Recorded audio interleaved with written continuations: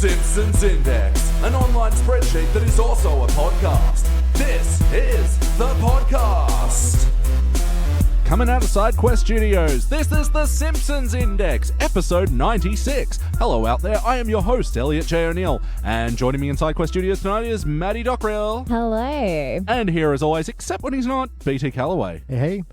Thank you guys for joining me again tonight for the Simpsons Index. This is the podcast where we watch and review 3 episodes of The Simpsons at a time, but there's a twist. Each episode must come from a different decade. Because it's always someone's first podcast. Yeah, no, that's the thing. It's very considerate of you to repeat our rules every time. Yep. That's the kind of loving attention you get here at this. Not like other podcasts, which are like, hey, No. if you don't know what's going on, go fuck yourself. Yeah, all those chaotic punk rock podcasts. Yeah, we're just... It's very inclusive of you. Yes. And we just like to say to all you listeners, we love you. Mm-hmm. Pre-episode banter over. Now time for the pre-roll. Yeah, he's mean to us because he's nice to you.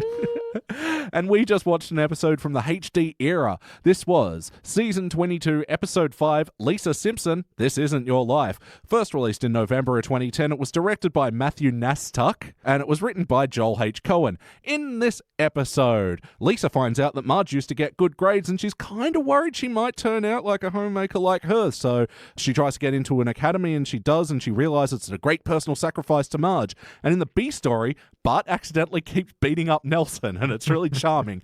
Guys, what did you think? Pretty good. Yeah, I really liked it. Yeah, especially after doing the HD Wasteland recently. It's nice to see a good HD episode. They exist. Yeah, they're the rare gems out there. Yeah, I was really surprised, especially because at the beginning you were like, oh, it's not bad. And I was like, oh, I'm skeptical. Yeah, Will it be though? The number of times you've prepared me for a train wreck that ended up being okay, I feel like this might have gone the other way. You're like, it's actually pretty good. No, I just would have... wanted to set the TV on fire. No, this is one of my favorites from Season 22. Generally, I like Season 22. I think the show really picked up again, and I think this episode is a clear indicator why. Yeah, no, I would agree. Yeah, I mean, it's not without its problems, and we'll get into that. Starting out, Maddie, for better or worse, what is a moment from this episode that stood out to you? I really liked the continuity of it. Sure. At the beginning, they were after the happy little elf for Maggie, and then... Yeah. At the end of it, it tied in again. And I was like, how rare. Yeah. But something from the beginning of the episode was relevant, throughout and it's to a the massive end. criticism we have a lot of the HD stuff is that it just forgets what it's doing a lot of the time. But there we had that. We had the 7 of Clubs became a recurring joke. Yeah. There were a couple others. It was like, way to have a memory. I'm really impressed. Yeah. Really shocked and pleasantly surprised. Yeah, that 7 of Clubs bit, what a great way to close out the second act. That was just... Because it was pretty weird the way they set it up as well. Yeah, it's a weird thing where I didn't like its first joke, but I really liked its second one. Yeah. Because, the kids comparing, what note did you get in your lunch? 7 of Clubs. Ta-da! Perfect. And the happy little elves thing as well. The episode was pretty satisfying. They could have forgotten it, but it was just a nice touch that they brought it back. Yeah, it was really, really nice. I think it really tied the whole episode together well. Yep. Well, actually, I loved that it opened with Itchy and Scratchy. Oh, or yeah. Mousy and Catsy. Which I loved, yeah. But I really enjoyed the Itchy and Scratchy throwback because I feel like in a lot of the new episodes they forget about those kinds of little story gems that really gel the Simpsons together and set the universe, and it was nice to bring it back. Absolutely. And, this isn't one of the Itchy and Scratchies where it's usually got themes that will appear throughout the episode or whatever. It was just a goofy little basketball thing. Yep. But it was fun, and it was violent, and it was satisfying. They cut off the Scratchy coach's head and pour it over the itchy mouse like Gatorade. Yep. Yeah. Very disgusting, but great. And I love Krusty's disinterest. Yeah, that was Mousy and Catsy, whatever. Now, here's the promo I have to plug, Yeah. So how about you, BT? What is the moment from this episode that stands out to you for better or worse? Well, I was also going to mention the memory thing, so way to steal my thunders. First of all, it's going to be a personal thing because I went through 3 pens that would only write when scribbling, but not when I was trying to write words. So I might be pen cursed today. However, then I found a pink pen, which I thought was yours, Maddie. and it's not. And I don't know where it came from, but it's great. So thank you very much, Mysterious Pink Pen. Magical lucky pen. Yeah, I know. Well done. I do know the mystery behind it, but I like that there's a mystery even more. So yeah, it's a mystery. Don't spoil it for me. Anyway, no, it was just various little bits of lines and things that I really like. I think my main one I'm going to go with is when they park outside of Marge's old house and she goes in. There's a woman living there who's like, got a box full of Marge's stuff. And I always wondered who Marge was. I was really tempted to go through this stuff. So I did many times. That woman was so weird, but so enjoyable. I really thought she was going to be a bigger part of it for a while. I'm kind of glad she wasn't. It felt like she was there just to get some good jokes in, and then we moved on, but not in a way that felt disjointed. Yeah. Yeah, she worked in really well. I also liked the line where Marge was like, I lived here as a girl. She goes, I live here now as a woman. Yeah. Yeah. Her introduction where she's trying to sell them a cat? What was she doing? It was a dead rabbit. That's right. And look, I can't be sure. I don't have the research to back this up, but you guys know Michael Moore, the documentarian. Yep. He had a movie called Roger and Me, and he's visiting this one woman who makes ends by selling dead rabbits. And look, I don't know if they did this intentionally, but she looks so close, and she's sort of that same sort of weird eccentric. That feels too obvious a parallel to draw. If she looks like her as well. Yeah. Then, but yeah, and also selling the dead rabbit with such like emotional distance from the dead animal. Like that's exactly what this woman was like in the movie. I confused a cat with a dead rabbit. So, I mean, I know I'm colorblind, but I didn't know I extended that far. You are species blind. And life blind. That makes you the least racist person ever. I am so good. I'm so goddamn woke. I don't even see species. I didn't even see life. It's like, why can't this man vote? He's been dead for 10 years. I don't care. Justice now. He has a right. Yeah. So, yeah, I enjoyed that as well, and Marge getting nostalgic and stuff. And I thought this was a good way to sort of get the ball rolling on the whole Marge Lisa story. Yeah. I got nothing other than yeah. Yeah. I concur. Nice. So the moment from the story that stood out to me, I'm going to say Bart and Nelson's whole charming comedy of errors. Yeah. The fact that it wasn't just once as well really kind of sold it. Yeah. They actually found creative ways to have it keep happening, you know, starting out doing the accidental kick on the slippery mud and the tetherball, and he's like, this is just a big coincidence, gesturing with his hands, accidentally slaps him and knocks him out again. Yep. But I thought it was weird how they ended it, though. Yeah, a little weird. I'm going to say disappointing. Just not too sure what to make of it. I just really, really loved the car scene with Marge. Yeah? I just thought that was so funny, the back and forth between Marge. Someone's going to beat me up. Oh, is it Milhouse?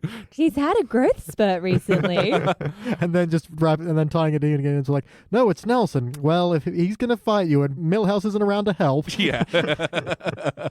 It's such like a Marge kind of attitude. And even to the point where she was like, oh, Nelson, I didn't have him picked as a bully. Yeah. And then at the very end, it's like, well, just make him feel good about himself. Compliment his glasses. It's not Milhouse.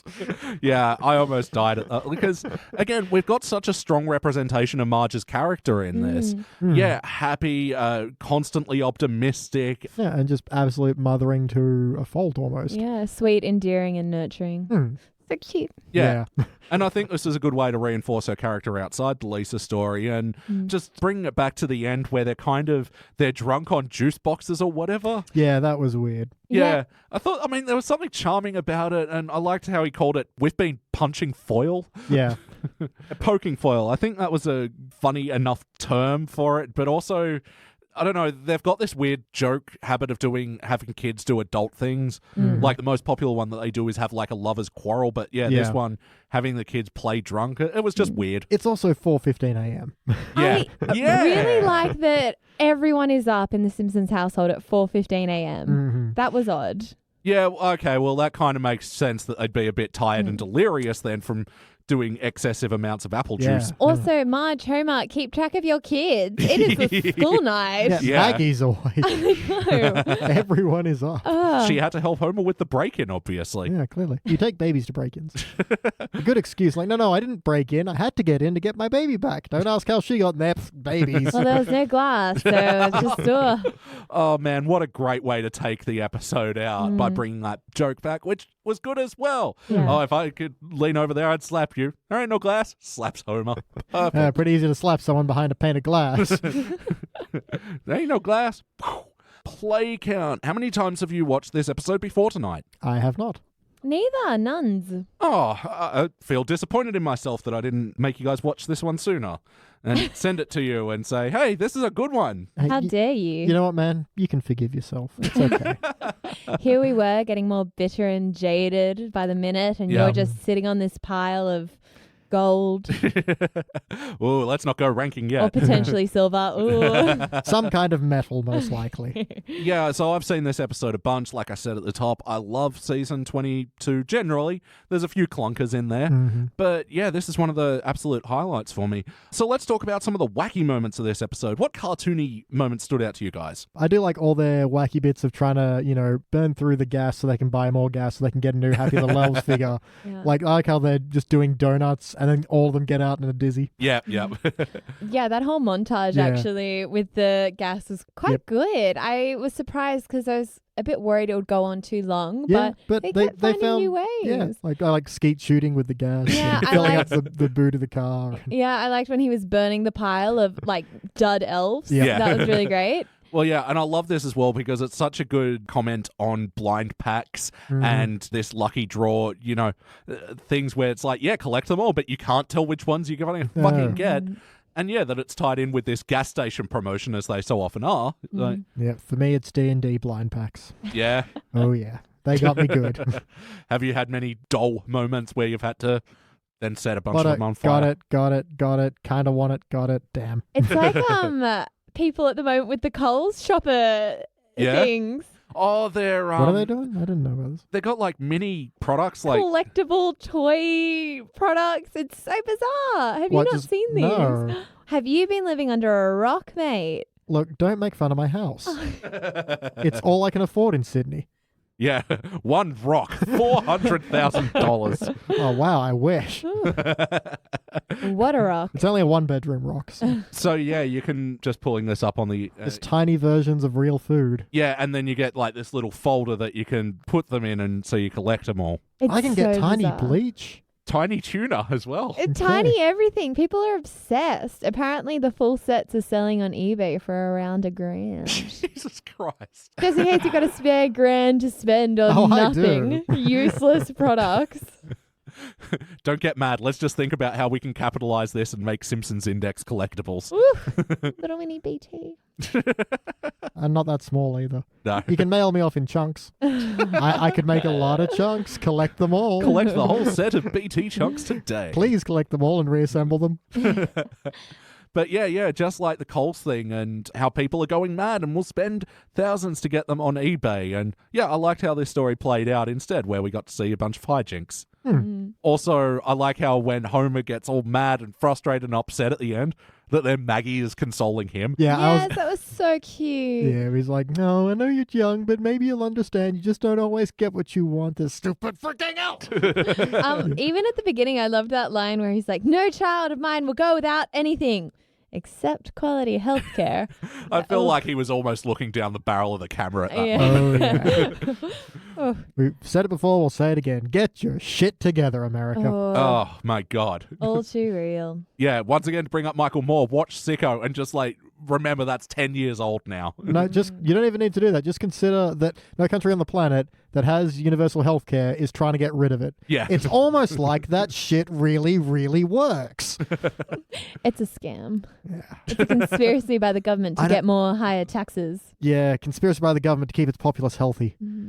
How God, dare it they? fucking Such wankers. So wizard then they to can move. live longer and pay taxes for longer of their Yeah, lives. be more productive. Oh, disgusting. So, any other wacky moments that you guys can think of? There was that scene when they were at the school and Homer and Lisa flew out Yeah. of the office and Yeah. then Homer Yeah, flew out the when window. Marge is about to like go off and then like do Yeah. a dive away from the explosion move. Yeah, and then Homer lands in the kids' swimming pool. That was a bit Yeah. wacky. It might be a visual reference to Vertigo. I'm not sure.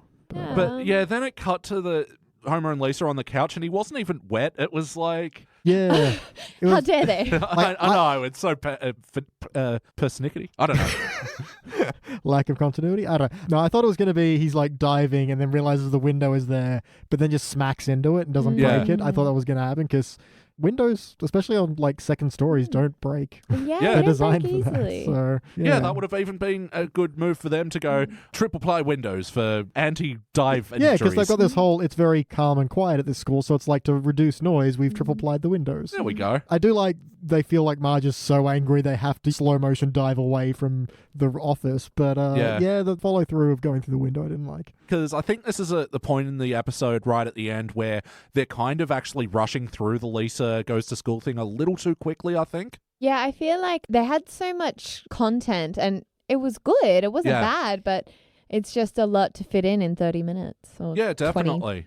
And it would have even been something like, I wonder what this episode looked like without the Bart story, where we gave a bit more time to Lisa going to this school, but We needed something to give that story some air, I think. within the third act, she's going there, she does stuff there, and then she discovers that Marge is doing their laundry. And also, functionally, you need something to break up the main story so you can transition through time more fluidly. Anyway, 2 bits of whack I wanted to bring up. Yep. I really like there's a quick quote from Principal Skinner who's like, buying trophies from other schools was a great way to finally fill out this trophy case. And that's like... And that's canon as well. They have that bit where Allison shows up to school. It's like, oh, if she sees the trophy case, just tell her they're all out for cleaning. Yeah. Or wiped out in some fire. And then one that isn't strictly speaking like the usual kind of wacky, but it was definitely a why, what kind of moment. Selma and Mo dating. Oh, yeah, I could see that happening. I could see that happening, but it was very much a, excuse me? Yeah, that was odd, but I also liked how they're at the gas station to get the frozen yogurt. I like how that tied in. And That then was she's like, good. she's like, oh, this is a cheap date. And he's like, oh, this isn't a cheap date. I'm just embarrassed to be seen with you. Yeah. It kind of reminds me of the old Seinfeld thing where George reluctantly takes out like the daughter of his landlord or whatever. And the scene cuts in and the girl goes to George, wow, that was some date. I haven't had a Big Mac in a while. But yeah, I like that they converted a petrol station to a go-get place. Yeah, and I'm just wondering what kind of gravelly voiced children Selma and Mo would have. Oh my God. Yeah, it'd be that annoying mix of the low gravel and the whiny Mo-ness of it all. You know the baby out of Who Framed Roger Rabbit? Oh. Bingo. You know what? I still ship it. Gotta go home, write some fanfic. I got a pink pen. I'm gonna just do this in one of my diaries. Selmo. They've been shipped. I haven't actually heard this term before. What's shipped? It's shipping is when fandoms like put characters together. Oh, like relationship. Yeah. Okay. Yeah. Like Tina keeps doing in Bob's Burgers Yeah, with exactly. her and everybody. Yep. Elliot, I'm always like teaching you new things Yeah. about pop culture. I know. And last episode, you taught me about Big Shaq. Yeah. And then you taught him the true meaning of Christmas. And then Easter. Yeah, Yep. which is a weird thing to do in, July, but hey. Christmas in July, it's a thing. Oh, yeah, Are see? you not with it? I used to be with it, but now what I'm with isn't it.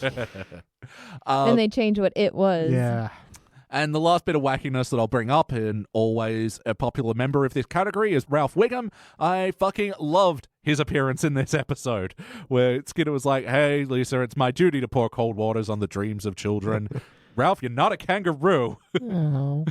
Just his little upset whine. He's never done this noise before. Yeah. It was...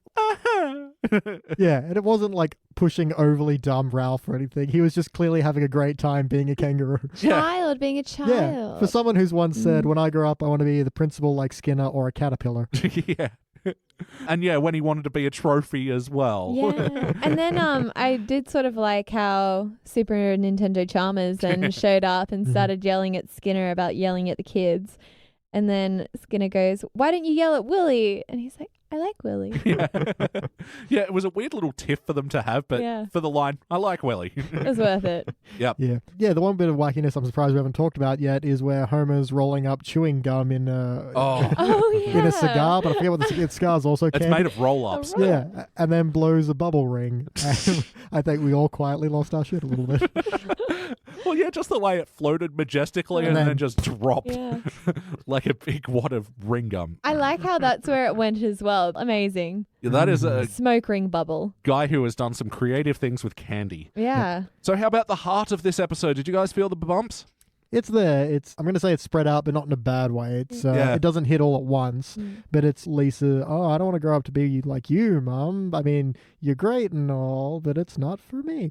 And I think there's a really good bit where she comes downstairs and sees that Marge is doing the entire school's laundry and then says, no, I don't want to go there anymore. And they hug. But Lisa gives this little, I'm giving this up kind of face. And it's not something they then resolve. It's like, no, that she's giving something up. She's obviously upset. Yeah, actually, I wish she kind of didn't do that second glance look because you're right. I was really feeling the heart moment up until the kind of sly, bitchy look. It is a little disappointing not to have it resolved, but at the same time, I appreciate the realism of it. Yeah. So it's a mixed bag, and depending on how, you feel about stuff, I enjoy crippling reality. So.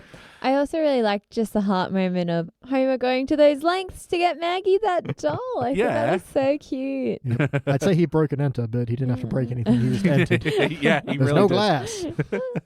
So the heart of the episode is in this Marge and Lisa storyline, which is sort of something they've done before with separate vocations, where Lisa gets the aptitude test. But that wasn't so Marge focused. It was just more the crushing of Lisa's dreams rather than... Yeah. So I like that this kind of conflict is finally coming up a little bit. Well, yeah, because often we criticize The Simpsons of doing stuff again, but doing a watered-down version of this. I feel like they have done this thing where they've taken at it from a different angle and explored the Marge side of it. I think they do shit on Marge just a little bit too much, but... One of the biggest criticisms I have to say about this episode was the fact that I felt a lot like, oh, Simpsons did it. Yeah. Like, Lisa acted so shocked when she's like, what? Marge used to be smart? Yes, Lisa, we already knew that. Like, this is not new. And then, as well, the Bart and Nelson conflict, that already happened as well. Yeah, Bart already beat Nelson. When Nelson's threatening to beat him up, that's very much Bart the General from season 1. Yeah. I think there's enough of a difference in how they approach it for it to work, but there are a lot of moments of, to the point where at a certain point, I thought I'd seen this one before. Yeah. When Marge was just make him feel good about himself. Like, I think I've seen this. Yeah. But then I hadn't. I was like, okay, just must be something else where she gives a very similar piece of advice. She's good at that. Yeah, consistent. That's where I think, we'll talk about this more in the next question. Did it feel like an episode of The Simpsons? Yes. And I think, yes, it did enough, especially we keep talking about the integrity of it. And I think most of the characters are really on point in this. Yeah, I completely agree. I really felt like there were a lot of character moments that really felt true to The Simpsons, even to the point where they incorporated the Itchy and Scratchy and incorporated the Happy Little Elves universe. I really liked all that. Yeah, a couple of callbacks to things we already knew in The Simpsons and using them in fun, fresh ways. Yeah, I think the fact that it does call back to so many previous moments is a good hint of its integrity because it is so familiar. These are these characters. We've done similar things before, but not quite in the same way. And I think, there's the old, there's nothing new under the sun, but there's new ways of going about it. And I think that's what this one does very well. So yeah, absolutely. As far as the show itself, though, I think, it absolutely rushes its third act. I even feel like we've already sort of said that the Lisa Marge thing wraps up a bit too quickly. I also think the Bart Nelson resolution is a little weak sauce. It did take a lot for when he says, you punch really good, for me not yell out, you mean Superman punches good. He punches well. I do get what you mean. It was a really quick wrap up. I think I'm going to go back to what I said earlier where I felt like I really enjoyed the content of the episode that there's only so much that they can do with that time limit and without sacrificing and making something stupid, like maybe taking out one of the callback continuity kind of things would really have jeopardized the episode. So I think they did the best they could. Well, and they actually made an attempt to wrap things up as well. I mean, the last episode we did, Frink Gets Testy, is no effort made to wrap up any of those storylines. Whereas, this one at least had an ending. And, I did like a lot of the content around the Bart Nelson thing where it's like, oh, yeah, and you don't give black eyes on pitch. People appreciate that. It's like, hey, those memories last forever. Yeah, and you don't phone it in like some bullies. Kearney. Yeah, I loved that. A little diss to Kearney. Yep. So, yes or no, would you watch this one again? Sure. Yeah, I would. Yeah, I'd watch it again. So we're going to watch it again. We'll put it in a playlist. What playlist does this one belong in? Bart versus Nelson. Yeah. Lisa and Marge. Yeah, definitely. Lisa questioning her smartness. Happy little elves. Yeah, actually, we don't see many appearances of them. Marge's childhood. Yeah. Absolutely, yeah. Pair this with like Fear of Flying or something. Yeah. Yeah, Marge flashbacks to the past and all that. Yeah. Mentions of the trophy cabinet. The trophy playlist. Ralph Wiggum being animals. He can be that and Wiggle Puppy. Yep.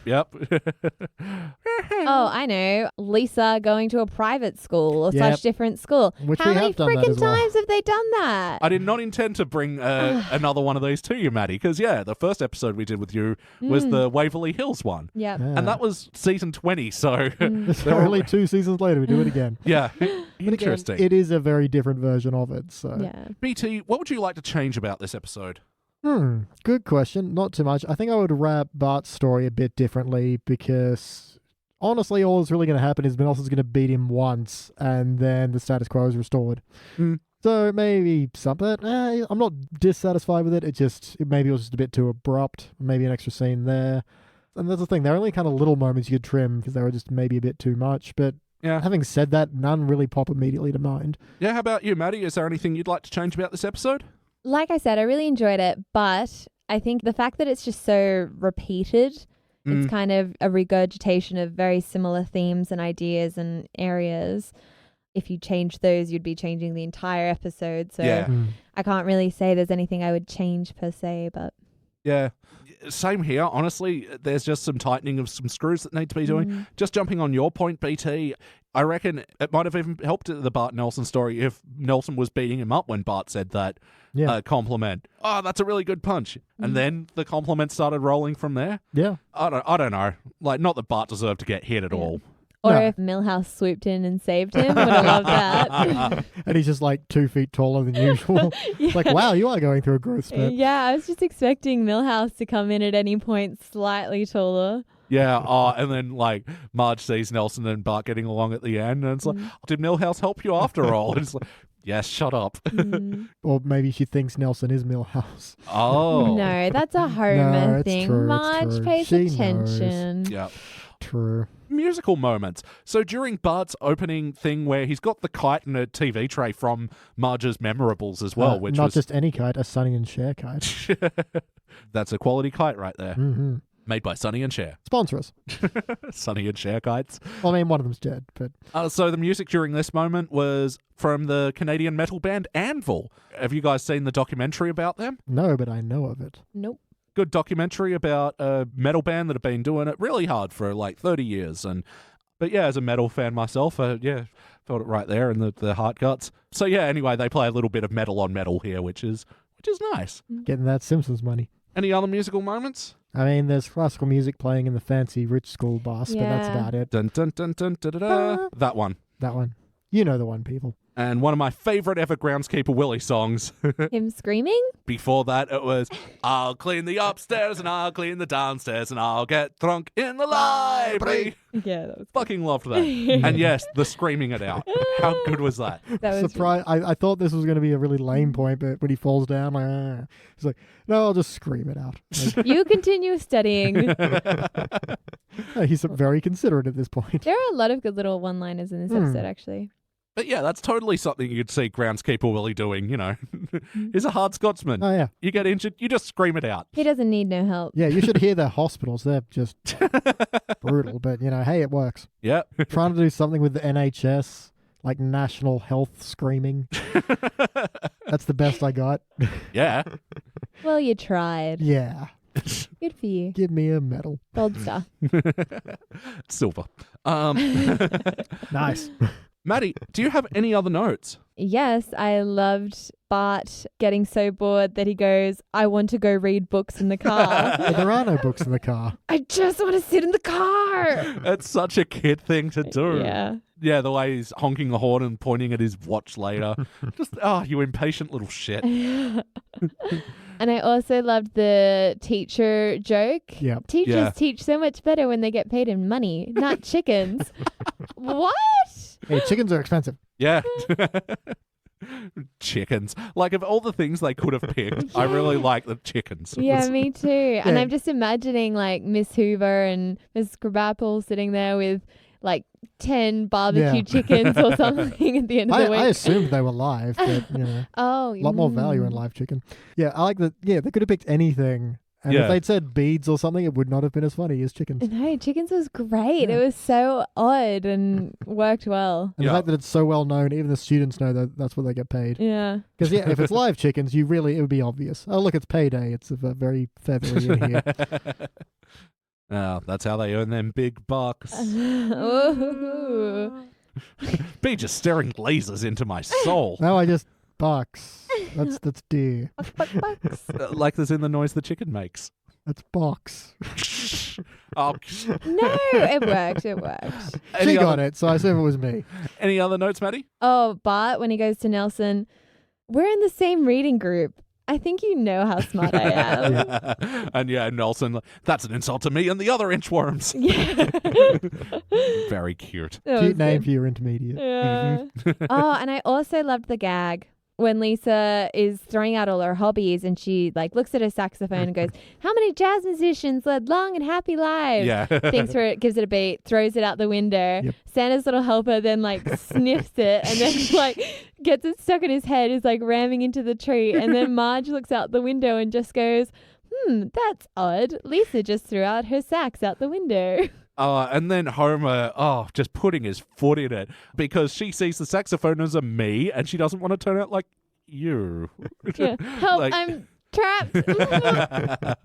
Just, couldn't dig his way out of that. Yeah. Yeah, No, that but, was great. Like, he wasn't trying to hide his own thing. He was trying to hide Lisa's. Well, not even hide it. It just kind of waddled into it. Yeah, like he didn't want to hurt Marge's feelings. Yeah, it wasn't that he was trying to hide something from Marge. It was just that I don't know how to say this thing that I didn't actually do was happening. Yeah. Yeah. How about you, BT? Any other notes? Just one more. When Lisa's like, "Oh, if I go to this school, I'll make the old me look like Bart."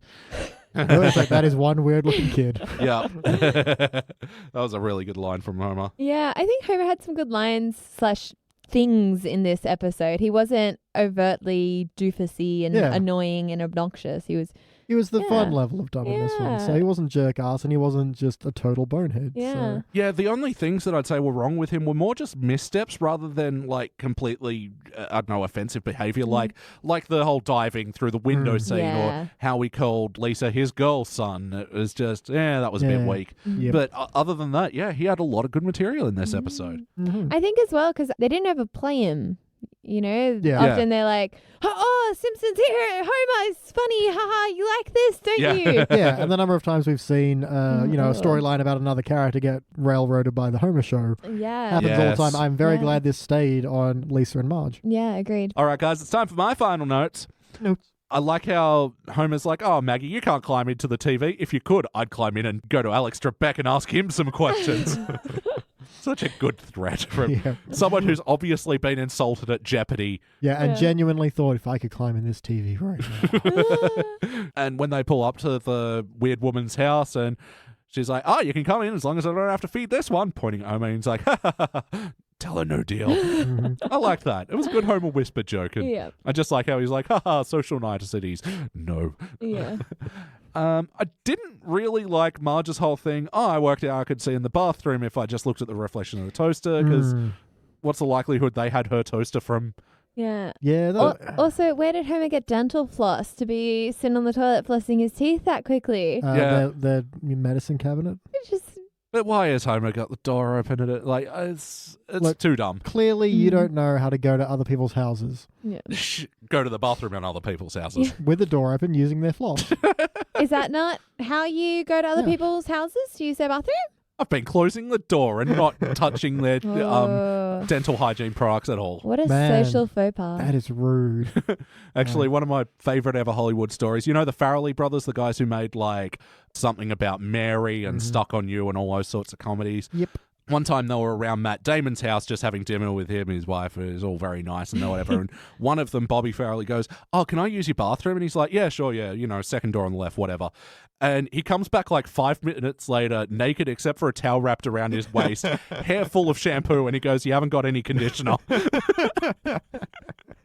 It's a good bit. Yeah. But yeah, just in Matt Damon's house, like just throwing that one down, like Yeah, he saw his opportunity and he took it. If you can't have a shower in Matt Damon's house then when can you? Yeah, I like that maybe it went, I heard from George Clooney he has an amazing shower. Yeah. When am I gonna be here again? I just gotta go for it. The water pressure is great there, I hear. I don't know how he's done it. Actually heard he had really good conditioner, and that's how it started. Yeah, probably had like $200 a bottle conditioner. Oh. Yep. Flown in from the Alps or somewhere. Living that sweet life, Matt Damon. Not just basic Tresemme or Sunsilk. When you're making that Matt Damon money. It was a weird bit, but I liked how Nelson obeyed by the law of hopscotch as he was crying and running away. Mm-hmm. Anyway, just like a weird little animation moment. We were talking about in the last episode how the Simpsons new episodes keep doing background stuff to undercut what's going on in like the story things. And when Lisa was just basically doing some plot explanation at her computer and the visual is just stuck on Maggie and putting different toys in place of, what did they even call it? Baby Must Have? Yep. The intentionally elusive toy. Yeah.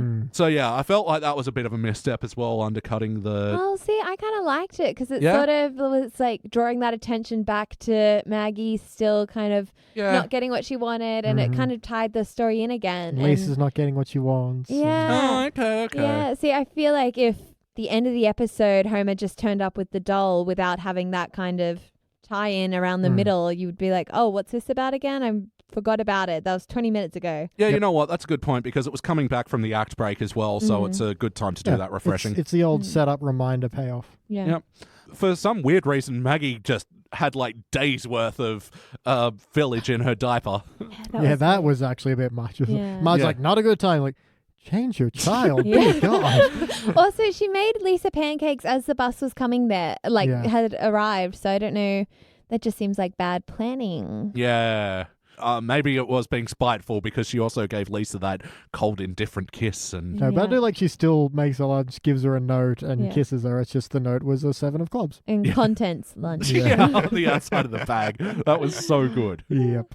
Yeah, Bart has a little heart drawn around his name, and then contents lunch. Yeah, that about does it for my notes. I don't really have any other. Oh, there was the one bit where Otto sees the private school bus driver. Hey, bro. I'm not your brother.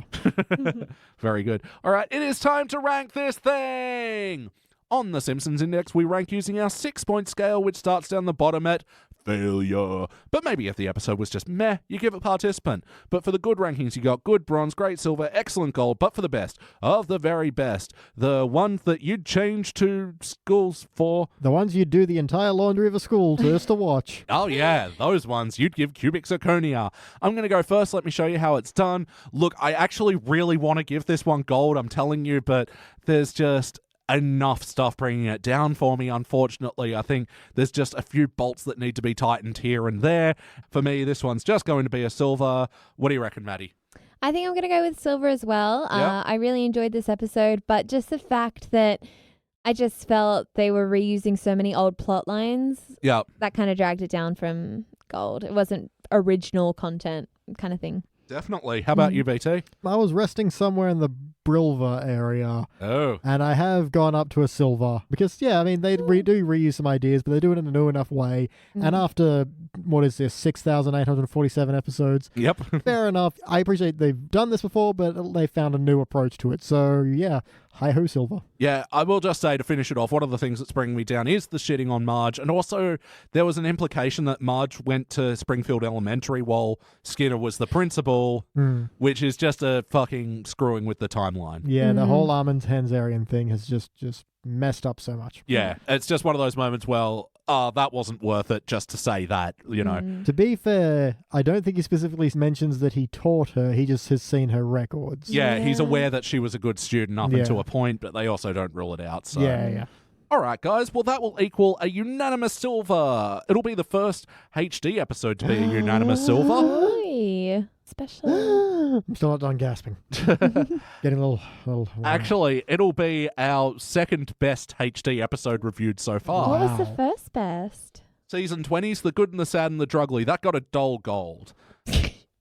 So, not a shiny, incredible gold or a straight up gold, but a dull gold. Gold's a gold. Very respectable. Tell that to an Olympian. Yep. So this will be joining other episodes like The Departed from season 19, where they do The Departed, but with Bart. Mm-hmm. The seemingly never-ending story from season 17, which is an episode I love as well, where they do like a play within a play within a play within a play thing. Mm-hmm. It's very meta. I'm going to Praiseland as well, the sequel to Maud dying, and Pygmalion, where Mo gets plastic surgery. Yeah, it reminds me about roughly on par with something like The Book Job. Before we move on, guys, is that reputation justified? Is that reputation justified? Yay. Beautiful. Todd Vanderwerf of the AV Club. We've only done a couple of his. Yeah, but he doesn't have a nickname yet. It's just What's a Vanderwerf? About $5. All right, he gave this episode a B+, which is probably a silver on comparing to our scale. He said, "It's the best episode of the season so far. The story made good use of the Marge and Lisa relationship as its emotional core." Indeed. Yeah, I would agree. It's not that fun when we completely agree with them, is it? No. It's satisfying though. Let's make fun of his name again. What's a Vanderwerf? A silver. All right, guys, so that was the 469th episode of The Simpsons. Now we're going all the way back to the 392nd, and this will be Yokel Chords. We'll be back. I bet Cletus is in here. Yokel?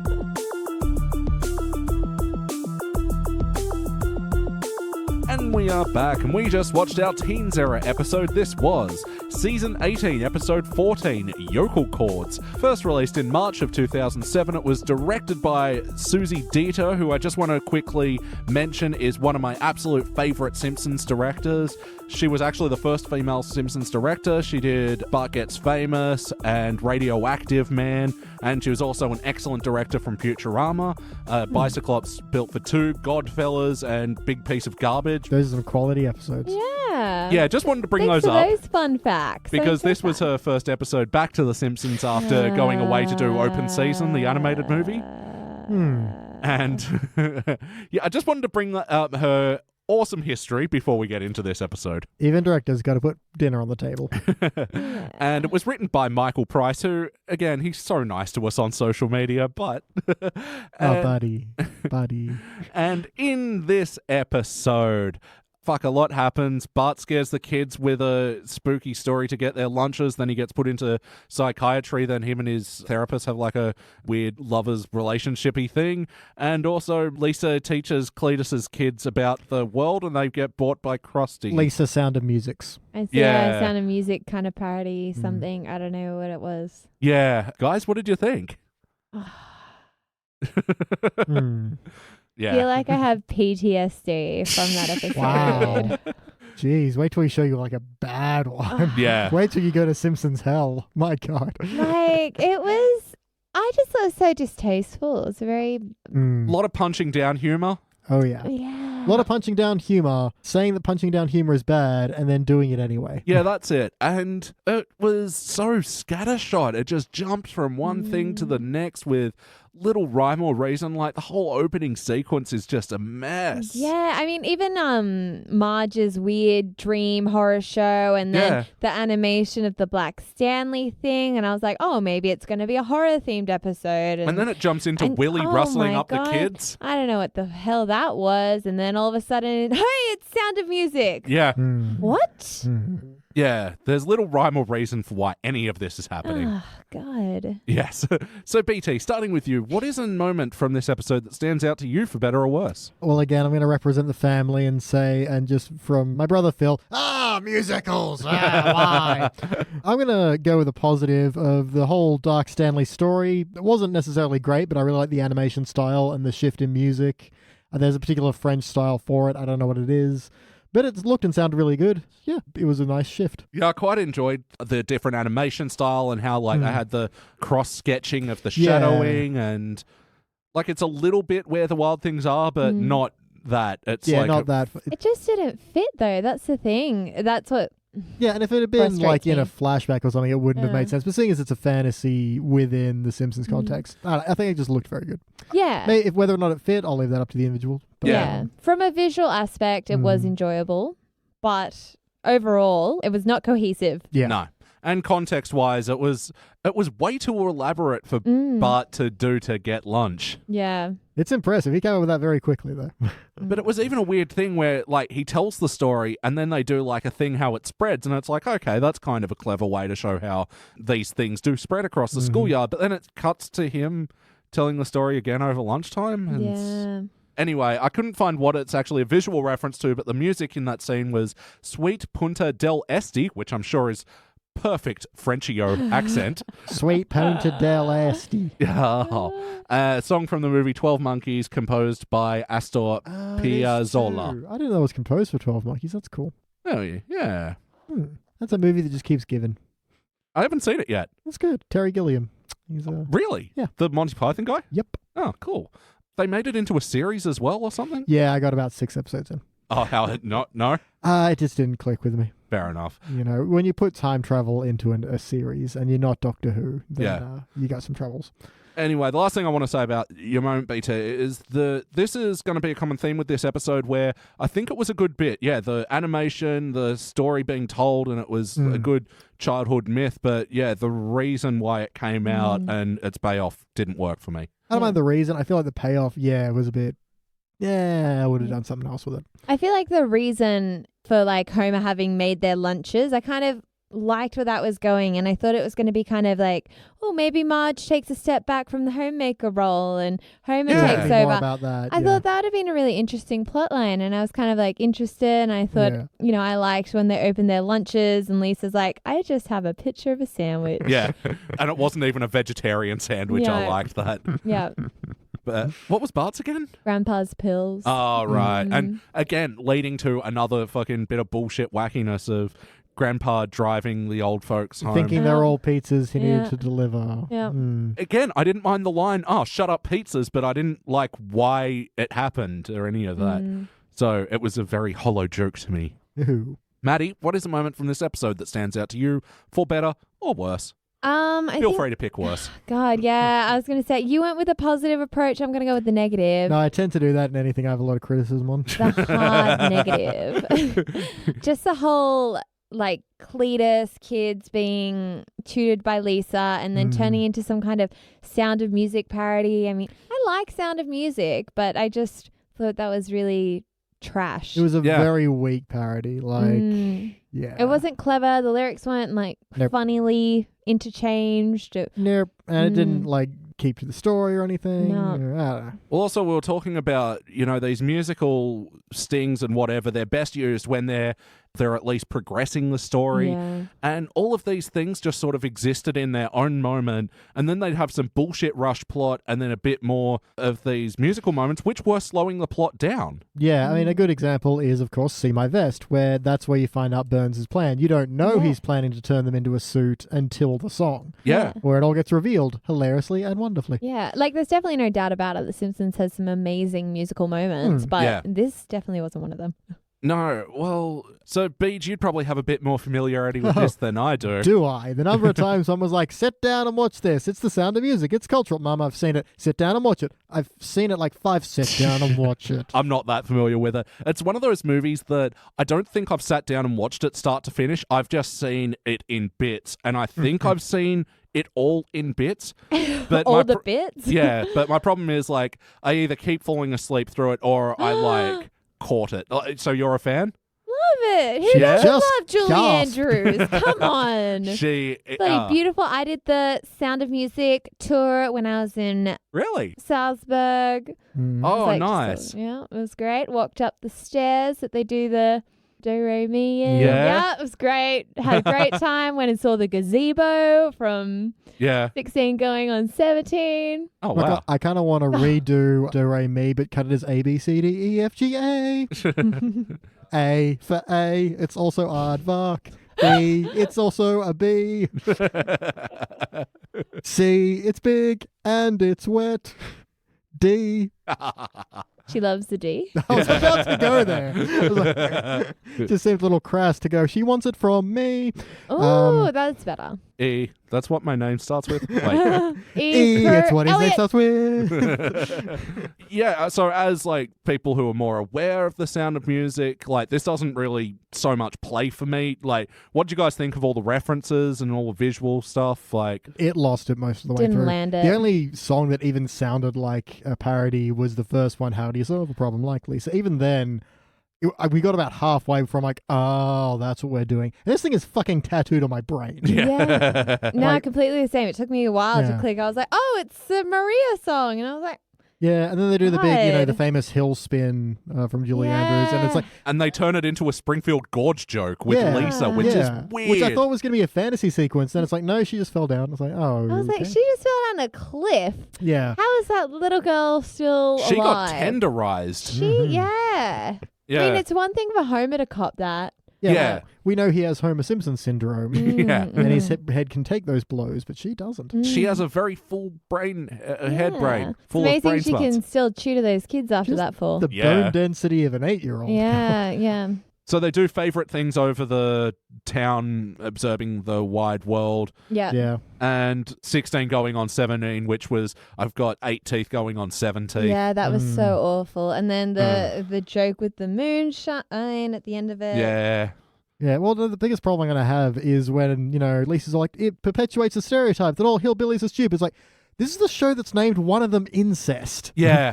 Yeah. Oh, That that. wasn't even funny. You know what was funny? In the pretzel episode, when Cletus calls out all Yeah. 26 of his kids or whatever, Yeah. and they all have Yeah, it's funny because it just keeps going. Whitney, Brittany, Yeah.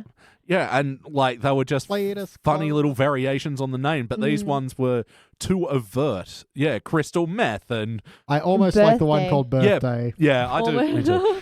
just because they're out of ideas. I appreciate that, but Well, and W is not one that I liked at the time, but they've sort of since made him a semi-recurring character, which I think is just a funny name for a hillbilly kid, but also fuck this episode.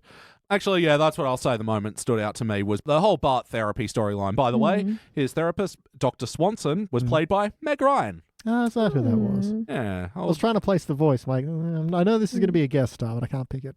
definitely. There were a few guest stars crammed in there, eh? Oh, yeah, so we had Stephen Sondheim at the end, which I'll admit was a bit of back and forth between him and Krusty that I liked, but also I'm a music geek, so Yeah. like I can understand why this scene didn't play either because he's Yeah, like, you and I sort of go, lovely cadence at the yeah. It's like, okay, Latin poppy, and I'll put it with some counterpoint of no. No. And I went, oh, counterpoint, I know what that is. Yeah, but some complex harmony. No, peppy. Hey, this peppy stuff's all right. I will write that tune for Buzz Cola. With lemon. That was a good joke.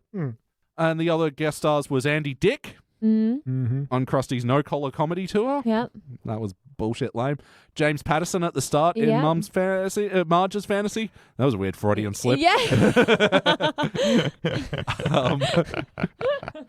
Yep, not recovering from that.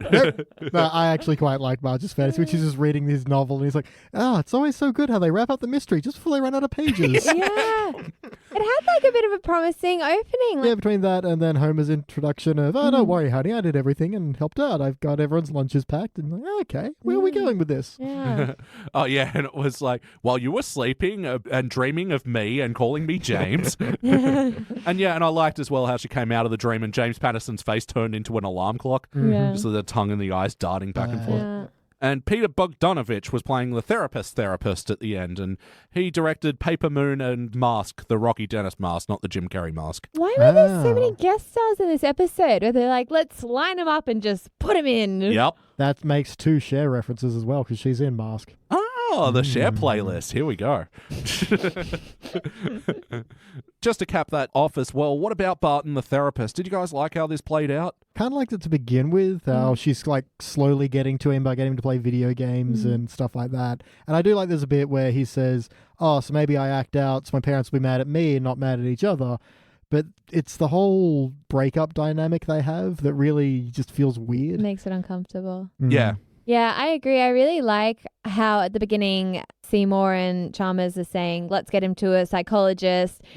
And then the school psychologist comes running out of the building crying about Doc Stanley. And they're like, no, a real professional psychologist. And she is a real professional psychologist. Yeah. And, you know, she seems genuinely good at her job. And here I am analyzing a cartoon psychologist, so that's okay. And, you know, she's like building that client-patient trust. And I really think that was good. And I thought that was clever how she was doing that. And it was like a genuine representation of that, which I liked. Well, because, I even like Bart's sort of introduction into it. It's like, listen, lady, I've looked at the ink blots, you know, I've talked to the puppets. Yeah. You ain't going to get to me. And she's like, okay, what about Death Kill City 2? Death Kill City Stories. And even when they're doing like the ad-lib word game, I love that. And Bart thinks it's so funny. And and those are the Mad Libs that I'd fill out. Yeah, and I'd be like, my dad never takes me to the booger wheel. He's always passed out in the snot park. It was the merry-go booger. Thank you. And the parking snot. I needed to be corrected, I know. Like, I know this is wrong, but I've already started this sentence. You committed it. But really, it was, juvenile word plus carnival thing.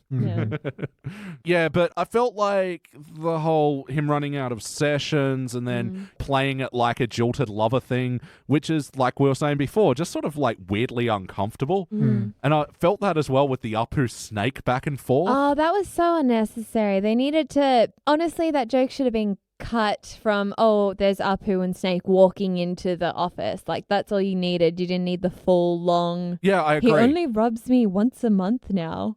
Like, oh. But he never initiates. It's like, it's getting worse. Yep, stop it. Yeah. It's disappointing. It didn't feel clever. There was a lot of cheap jokes in this. I think that's why it was distasteful. Of all the characters you could have in therapy, they were not the obvious pick. No, but I agree with you, Maddie. It's just, it would have been better if they walked in, sat down, and then that was the joke. Or even just as the door's closing, he never robs me anymore. Yeah. You know, that's enough. Yeah. Play count. How many times have you seen this before tonight? I feel like I've seen it twice. I feel like a half. I feel like I've seen some of it, not all of it. Bits. Yeah, I feel like I've seen it 3 or 4 times. I think it's another one of those ones that where I'm like, I'm bored for a few bits, and then all of a sudden, it becomes this musical episode, and I'm like, no, I know where we are now. You know, this episode actually reminds me a lot of, I don't know if you've seen it, Maddie, where they do like the Evita parody. Where Lisa's like head of the school council or something. And they, again, need to shush her up. So is that when she's, student body president? Yeah. And she's got the pearls. Yeah. So at least parody-wise, in terms of songs, that was a lot more recognizable. Yeah. Yeah, it's weird. With less familiar source material, I think I did a better job. And that's not an episode I like, but they did a better job than this one where the Sound of Music has so much familiarity. Yeah. Yeah. Ladies and gentlemen, there is fire in her eyes. I feel like they just took 2 episode ideas and just smushed them together. Like, they should have just stuck with the horror theme, or they should have just stuck with the Sound of Music theme. Like, they didn't match and they didn't flow and it wasn't cohesive, and it ruined 2 perfectly good ideas. Absolutely. No, like if they leant into it and they wanted to do a Sound of Music thing with Cletus's kids, I honestly believe it would have worked. Yeah, so you're saying they sewed felt patches onto a leather jacket, not leather patches onto a felt jacket. They did. They ruined 2 perfectly good jackets. So, how about the wackiness of this episode? What are some of the cartoony boyoyoings that stood out to you? I do think we all get a bit of a laugh when Lisa walks in, is trying to stop them from signing the contract, and he's like, Teeny, get her out of here. And he just swings and just launches her out a window. Yeah. Surprising, and I think we got a laugh there. That was a good one. No, I genuinely enjoyed that joke. Yeah. Also, this is all the money we were saving for my husband's breast reduction surgery. Very good. It's not cartoony wackiness or anything, but I like how the Chinese restaurant guys saw Homer coming and was like, here he comes, Martha, put on the act. Oh, Mr. Simpson. I'm not going to do the accent. It was Sheila, which is even funnier. I think, sorry. The traditional Chinese name. Yeah. Yeah, I did quite like that as well. But yeah, I felt like they overstepped it with the garbage dump and everything. That was just weird. They're just slamming in the garbage. Although I do like the callback where Bart walks past the therapist's house and she's dancing with the Chinese food guy, and he's like, looks out the window. It doesn't make any sense, but it is pretty funny. Yeah. That was a nice callback. Like when we saw Bart's other therapist sleep with the sushi chef. Oh my God. Connections. Oh my God. What the hell? Random connections in the Simpsons index. And with Maddie watching your episode. So, if Maddie watches an episode where a therapist sleeps with an Asian person, the Simpsons predicted 9/11. Oh my God. Wizards. That Brandine thing at the end, that was awful. The which bit? The Brandine. Sorry, Yeah. Brandine. We're not getting the pronunciation correct. Yeah, you got to say I it guess with the there's drawl. a cartoon wackiness there. Her flying in on a helicopter because apparently she's in the army. Which I think was a fine enough reason for her not to be there, that she was serving active duty. Yeah. Yeah, but it was then they have the joke of, you get the body armor I sent you, and it's like, oh, that happened. That's sad. Wait, what? Yeah, there was a big problem in the Iraq War. They didn't have enough body armor. Oh, so no shit. sometimes, like, relatives would mail their soldiers, like, body armor because they didn't have any. Holy fuck. Yeah. Yeah, because when you think the Iraq War wasn't fucked enough. So, look, I thought it was a fine enough excuse for her not to be there because, I mean, I think it fits her character, joining the army and whatever, but... Like, I didn't mind that, but I minded you're supposed to be in Iraq stopping 9/11. Yeah. I was like, oh. Yeah, it feels even too dumb for Yokel Focal. Yeah. Hey, those are my focal, don't mind. BT, That's why I'm allowed to do the accent. Yeah. From Hillbilly Blood, thank you very much. Yeah, that's right. Every time I've done an American accent, completely offensive. Beej, it's fine. Yeah, totally fine. Just like I can do an Irish accent. Iddly-dee potatoes. Yeah, look, I mean, there's a lot of wacky stuff to go over, but I will say I did kind of like Cletus's selling out. Yeah, he's got the full pimp jacket and everything, and He reminded me of this horrible rapper Riff Raff, who... I like how you've said enough at Riff Raff. So how about some of the heart moments in this episode? Were there any? Again, just Bart with his realization of why he acts out. But even that, I was like, I don't know. It was just very pasted on. Like, it was a good line, but the fact that it had no weight, it didn't mean he was going to change. Right. If there had been maybe even a moment where they given him more weight and said, oh, well, I guess I better go do bad things. So the therapist's like, no, that's not the point. Oh, he's gone. Yeah, I don't know. I just feel like I don't really think that's the reason Bart acts out either. Like, it's not to distract from Marge and Homer fighting. Marge and Homer don't fight that much, and like... Yeah, it wasn't even set up in the episode either, though. Like, if this was an episode that was set up with Bart acting out, trying to get his parents' attention, that would have held a bit more water. Yeah. But because he acted out to get a free lunch, it doesn't feel like the same thing. No, it didn't even make sense either, because Homer was trying to step into that role of like homemaker of looking after Marge. Like, but yeah, it was never set up that way, and it didn't even feel like it paid off that way. And that he reached that resolution on his own didn't feel within Bart's character either. Yeah. Especially that he didn't even feel prompted to get there. Yeah. He just got there. yeah. Like, I think there's something good about that he had the maturity to know when he could step away from therapy, and that then she was like, I just can't get this kid out of my mind. Like, I think that's a funny that took turn. a really grim turn as well, being like, is that because Bart's replacing your son who was killed by Dark Stanley? Yeah. Like, Which, whoa! yeah, saying it was because of the thing that Bart Made up. Yeah. made up. Yeah. There was no indication that this was a tall tale that Bart had heard and reinterpreted. No, he said it's because of Stanley, because that's the brand of hammer that my dad hits me with. Also, fuck that joke. He's never used a hammer before. Bare hands, you know. So yeah, what we're talking about with the last episode that had so much memory and we were praising it for it, this one didn't have. And again, that joke wasn't worth it because, it's at the expense of this woman who lost a child. And yeah, anything else about the heart? Sorry. I got on a rant there. No, you hit that and you've nailed the heart on the heart. You staked it. It's dead.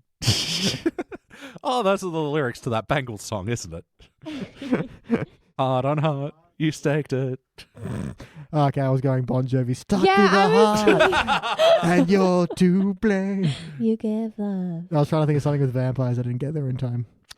A bad name. Bad name.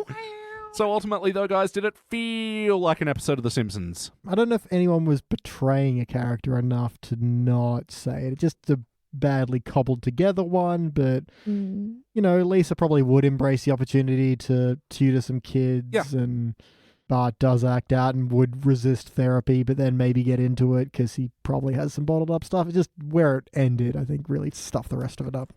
See, I'm going to say I don't think it felt like an episode of The Simpsons, just because, like, obviously The Simpsons can be offensive at times, but, like, this wasn't making, funny statements or anything. It was just kind of being making jokes at the expense of Of my people. I don't know. I was like, I'm offended for everyone. Yeah, I agree with you. There wasn't like a meta commentary behind any of their humor. Like, offensive jokes are well and good, but often you got to have it a point. Otherwise, it is just offensive for offensive sake. And you do look like a rich dick if you are a rich Simpsons writer making jokes about poor people. Well, it's a cycle of poverty as well, Yes. Like, they can't get educated, and it's here you are being like, no, we can't even, allow them access to our schools. I'm like, that's like... Yeah, and again, just if you're going to tell jokes about hillbillies, don't have someone taking a moral stance against the idea of telling jokes about hillbillies. Yeah. Like you're shooting yourself in the foot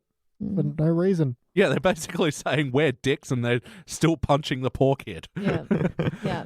So, yeah, I'm going to say it didn't feel like an episode of The Simpsons. It felt like an episode of Family Guy. Just jumped from thing to thing to thing, make reference to Sound of Music, jump to thing, and then, ending up with Cletus superimposed into the moon like the honeymooners, I think. Yeah, that was weird. Yeah, you'd think if anything you would wrap it up similar to the Sound of Music. Yeah! Or something, because that's what you've been doing the entire time, sort of.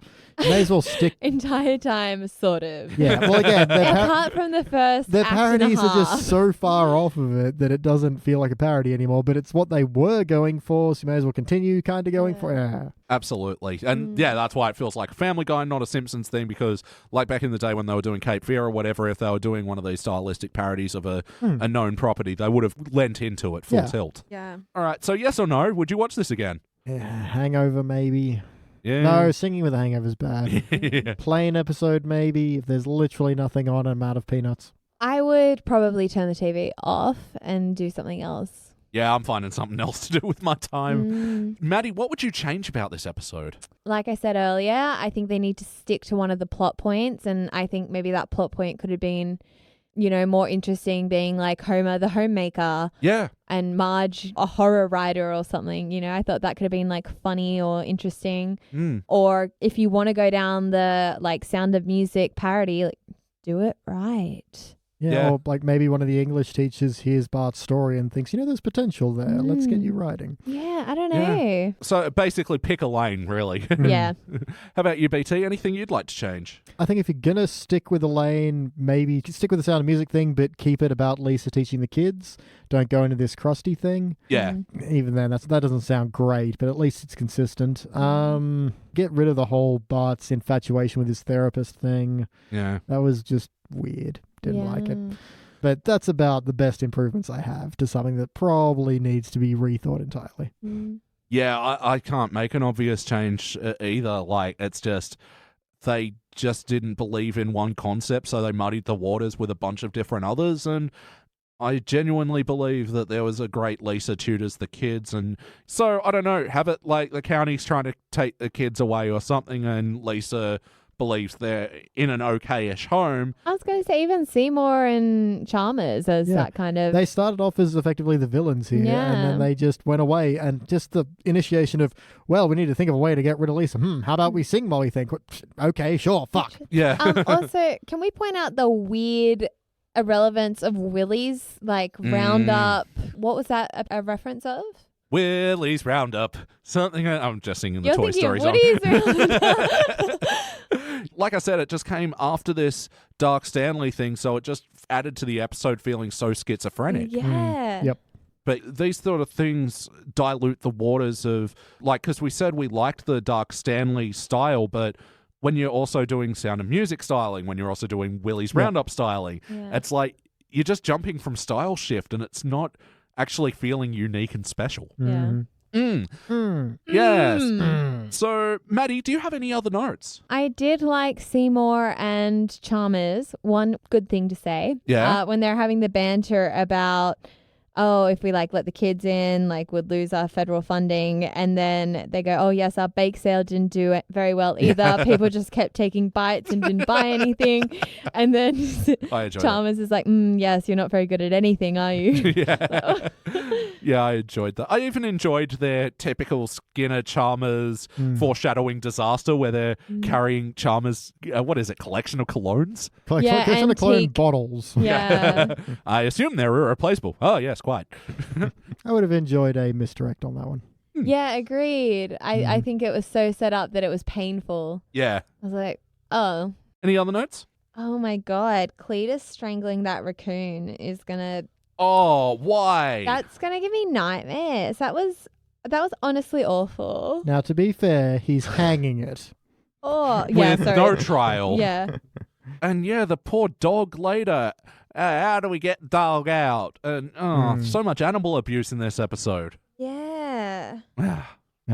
Yeah, wasn't a fan of that. Even the joke, maybe when you're an adult, you can pay some lady for an hour to make you happy. I was like, Great one, Marge. I kind of took that as being Marge was too innocent to realize what she was insinuating and Bart was too young to know either. You can, but in an episode that's so full of sexual innuendo between Apu and Snake and Bart and his therapist, it's just adding to the pile of fair. Oh, that's what she said. Yeah, I just felt it was like another cheap kind of nasty joke. I was like, You know, I've spoken to she. She has not said any of that stuff. It's weird. I don't know how this got around. You sullied She's good name. Yeah, it's weird. That's what she said. BT, any other notes? I did like Bart's of imagine a flashlight under my face. And then Milhouse is like, I enjoyed that. Yeah, and at the end of his story, it's like, and when they buried Dark Stanley, they came back the next day and the whole cemetery was gone. Yeah. Just that very childish escalation. Like, not only was he gone from his grave, the whole cemetery was missing. Yeah, there were so many little good moments with the Dark Stanley thing. It's just such a shame they didn't pull it together. yeah. It's just disappointing that it was so half-baked. Well, anything half-baked is disappointing. Except for Cookie I was Day. about to say. Yeah, Subway cookies, do not cook them anything above half-baked. For the fully baked people, enjoy them. Although I don't hate a good hard biscuit, you know. Like a good Anzac biscuit Yeah, sure. dunked in tea. Oh, see, I like when they're a little bit stale and they're a little bit soft. Oh, okay. To be fair, if you're dunking an Anzac biscuit in tea, it's to soften it probably up going to be again. soft. Yeah. Yeah, but it's a particular kind of softness. Yeah, no, I know. You can't sell that. I'm going to get a packet of wet Anzac biscuits. Pre-licked. Pre-licked Oreos available now. All right, it's time for my final notes. I like when he was finishing counting the children and he goes, and this whiskey is a name that when I wrote out was like, yeah, that would totally be the last in the alphabet. No, it's just kind of the implication they have like a perfect A to Z classroom. And I like those jokes. It reminds me of Aaron A. Aronson, voted for Bob. Aaron B. Aronson. And what was the Patty and Selma one. Yeah, yeah. Just thought you'd like to know, Mr. Zakowski.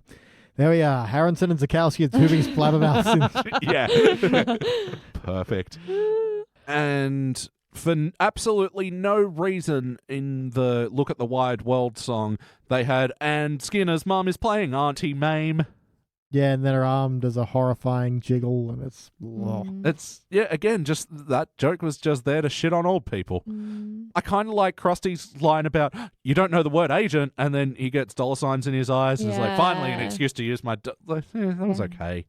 And my final note is, I kind of like... It was a bit of a Deus Ex Brandine at the end, but I did kind of like, which was, you ain't their father, you're only father of two of them. Which ones? The ones that can ad-lib and the one that can't sing. Not bad. Yeah. But also, yeah, fuck this episode. It is time to rank this thing. How about you kick it off, Maddie? I think I'm going to go with a fail. Really? Yeah, I really... I don't think it's good enough for a participant. There was just no plot cohesion. It was so uncohesive. Yeah.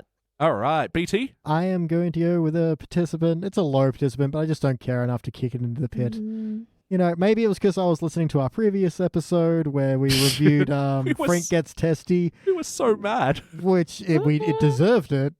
It's just, I'm going to forget about it. And I feel like anything I hate enough to kick into the pit, I at least need to remember why I hate it. Yeah, I tend to agree. I might actually would have skirted a bronze, but Ooh. it's so... There were elements that could have stitched together better to make a more cohesive episode, but they didn't. Yeah, pretty much how I'm feeling on it is that the stuff that I liked, the reason that it existed was so shitty that, for that reason I'd be like, I should probably fail it. But look, there were enough sort of things that perked me up, and maybe some things that I'll quote. But overall, as a package, I think it's very participant-y. But averaging out, that'll equal a dull participant, which is so right. It needs the word dull in there somewhere. For sure. Definitely. Yeah. It'll be joining another Season 18 episode, The Boys of Bummer, which we reviewed in the very first Wasteland series. Still hate that one. What else will be joining from the teens era? The Blunder Years, where we meet Waylon Smithers Sr. I hate that one. And other teens era episodes that Don't Fear the Roofer with Ray Romano, which I fucking hated. This is a common theme with all these episodes. And Husbands and Knives, which we reviewed the other week, where Homer gets socks surgically implanted into him. But don't worry, it was just a dream. These are just the dull participants. Like, these aren't even the fails. Like I said, wait till you go to hell. That's the thing. This is God. the late teens, and you can feel it. Yeah. You can feel the slip. Well, yeah, this is right at the tail end of, when the Simpsons movie came out. So they're still in two production spheres at the moment. And, it's very obvious. All right, before we move on, is that reputation justified? I've already done the jingle once. Robert Canning of IGN. Robert the Feather Touch Canning. All right, what did he give this episode? He gave this episode a 6.2 out of 10. That is low for him. Holy shit. Which I think is okay on IGN's scale. Yeah, but for IGN to give it a 6.10, it has to have killed a family member. He says, as far as Simpsons musical episodes go, this one wasn't so great. The songs were a bit forced. Oh, really? Weird. Still, as is often the case with The Simpsons, there were plenty of great laughs, even if the episode as a whole was a bit choppy. I agree with that. I don't agree with great laughs. I know. I was going to say, what was the great laugh? I'd say there was a couple of chortles. Chortles, indeed. Giggles, perhaps. Yeah. Chuckles, indeed. Silent lol. Yeah. Silent lol. You know when you just reply to someone on Facebook and someone says something that's not really funny, it's not worth a laugh out loud, but you just respond lol right. As a response. Yeah. My face when I write lol. Listeners, he's doing a very still face right now. I know. In fact, semicolon, capital I. Very first thought that went through my head was audio medium, Elliot. My apologies, colon, capital I. Semicolon, the pirate colon. The stroke colon. All right, guys, we need to recuperate after that episode. Let's go douse ourselves in the classic era. So that was the 392nd episode of The Simpsons. We're going all the way back to the 102nd with Lady Bouvier's Lover. We'll be back. Oh, Mrs. Bouvier! Yep. Mrs. Bouvier!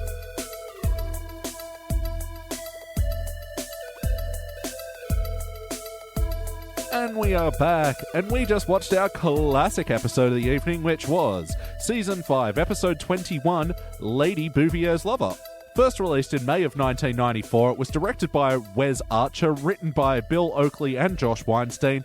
In this episode, you all should know this one. This is one where Grandpa Simpson and Marge's mum start dating for a little bit, but then Burns swoops in. And then in the B story, Bart buys a itchy and scratchy animation cell that turns out to be part of Scratchy's. Guys, what did you think? Oh, it's just a really strong episode from start to finish. It's really good. There's so many great jokes. I mean, I think one of my favorite Simpsons jokes is the retirement lady. Yep. That's not my mother. I'll be back in a jiffy. Can I come too? Oh, that poor woman. Legit. That's honestly probably one of my favorite quotable lines. Yeah. Up there. And it's one that's definitely been gifted and shared around, that just visual of the window going up and, oh. normal. Yeah. Oh, your heart breaks, but it's Does. so funny. Can't Feeds into cope. the Simpsons clone theory. Oh, right. That she's a failed clone of Marge. Because to be fair, she does look very similar, This is the good thing about doing the classic episode last. Yeah. Because this was like a nice, warm, reassuring blanket. Gives you hope. Yeah, I did watch this, the whole thing with just a big stupid smile on my face. Yeah. And the number of times I just silently laughed just because I knew it was coming. Yeah. Oh, so much pre-noting in this episode. So let's get into those moments. BT, what is a moment from this episode that stands out to you for better or worse? What I'm going to bring up is when Grandpa pressures the kids into singing the I'm a Hot Dog, because it's that adorable song they sung. Yep. The reason I want to bring that up is because, like at the end when they play Sound of Grandpa, my dad would get me to sing Sound of Grandpa a whole bunch when I was a kid. Really? Yeah. The Sound of Grandpa, the song from this episode. Yes. Oh, that's amazing. He just loved it, and so I would sing it every now and then. And so much like Grandpa, he would pressure me to do it. Well, I actually think that opening sequence just really encapsulates what it's like being a kid at a kid party when Yeah. the only people attending are other adults. And your old, elderly family as well. Yep. I like that bit when Bart's making fun of Jacqueline and Abe. Don't forget to give them Schmeckler's powder. Yeah, Make don't fun. make fun. Especially because, they just listed off a bunch of shit that I could not write down. Again, it was There too was an fast. ointment in there somewhere. You got to wipe it on a cotton ball, stick Put the the cotton cotton ball in her in ear. Yeah. Bolton specific. So long as we're throwing money away. Finish the rest of that quote. Go to Frankie Act to see the rest of that quote. Mm-hmm. And with Maggie as well being paraded in her first dress and the angle of all the adults taking photos while there's a big fire in front of her. The shift POV where she doesn't know why there's fire off all these flashes, and it would be terrifying. But I've seen that as well in my own nephew, who we've got this yearly journal of highlights and lowlights that we write for him once a year at Christmas. Yeah, it is cute. And we wrote down for the first one of his lowlights was his first birthday because he had a terrible time. Oh, no. What the fuck is this routine? Why are all these adults doing this? Wow, my nephew was just like, I get so many trucks. Yeah. I don't. And then you get older and it goes back to the tears. Yeah. Happy birthday to me. Yeah, it's just to really emphasize how influential The Simpsons is on our lives. We don't have Armour hot dogs in this country, but we all know the Armour hot dog song from this episode. Yeah. Much like the Oscar Mayer Wiener song again. No, I know that's a brand in America, but Yep. we know the theme. Yep. Thank you, Simpsons. He knows all the words to the Oscar Wiener. Go ahead, sleep with him. Yeah, as well as Lisa's do we know any songs that aren't from commercials? I feel like chicken tonight. And that pause is so good as well. It's so long and awkward. Yeah. And I was thinking about it. That's one of those gags where I feel like if they tried to do something like that in one of the new episodes, it would be We'd give it more mock shit. it. Yeah, we'd be like, what the fuck? That was dumb. And to be fair, it is kind of dumb, but at this point, it has been so rapid fire of so much good material. Yeah. We start with Krusty getting Mel to conduct a Oh my God, the Monkey kazoo. Town Philharmonic. Yep. Wow, another episode that starts out with not only they're watching TV, but watching Krusty. Yeah, and then there's that, what, it's not McGaggy's birthday? Yeah. I've made a specific cake for you to ruin. I love that joke so much. too. And since that episode, whenever there were occasions, I'm like, Mom, can you make me a cake for me to ruin?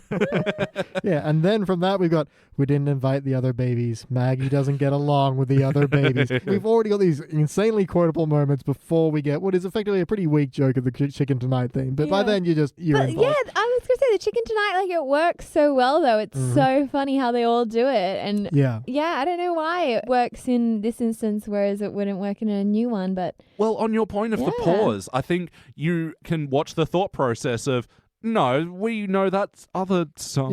What's something Yeah. else Fuck we all... it. Let's sing the fun one that we know. Yeah, I guess it's all about that comic timing. Yeah. Mm. So how about you, Maddie? What is in a moment from this episode that stands out to you for better or worse?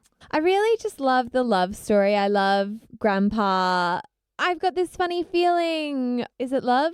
No, it's a stroke. No, it Smash. is love. Yeah. I love that the second he realizes it's love, they just kick him out of the ambulance. And he goes right into Screw this traffic. guy. It's so good. Yeah. And then just this rivalry with Mr. Burns, and Mr. Burns is so funny there as well. He is the perfect foil for this story. So good. And then the kind of undertones of Smithers being jealous. Mm. I love the jealousy coming from Smithers, the jealousy coming from Abe. It's just great. And Mrs. Bouvier's just swiped up in it all. It's great. Getting this attention that at the beginning of the episode, it was so like depressing and sad how lonely she was. She was so lonely, and then, all of a sudden she's the belle of the ball. Yeah. And I love Smithers and Marge, how their sort of disapproving was paralleled from each side. Mm-hmm. And it's funny because we saw an episode recently where Marge and Smithers strike up a friendship. And it's interesting that The Wasteland. Yeah, that's right. HD Wasteland, available now on Apple Podcasts and Spotify. Yeah, check it out. We go mildly insane. Yeah, we got Spotify approval now. All right. The love story really stood out to me as well. Like, I think all the characters were perfect for it. And it's one of these things where you actually don't get a lot of episodes that are focused on just Grandpa or Mrs. Bouvier.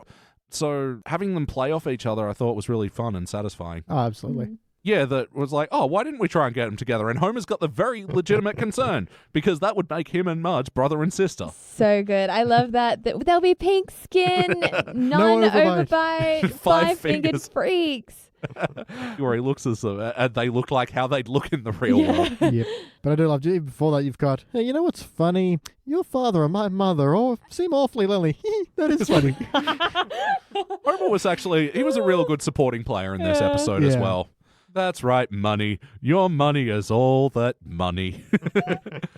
So in that as well, I feel like Burns was the perfect foil for Grandpa as well, having all the flash and bravado and all that.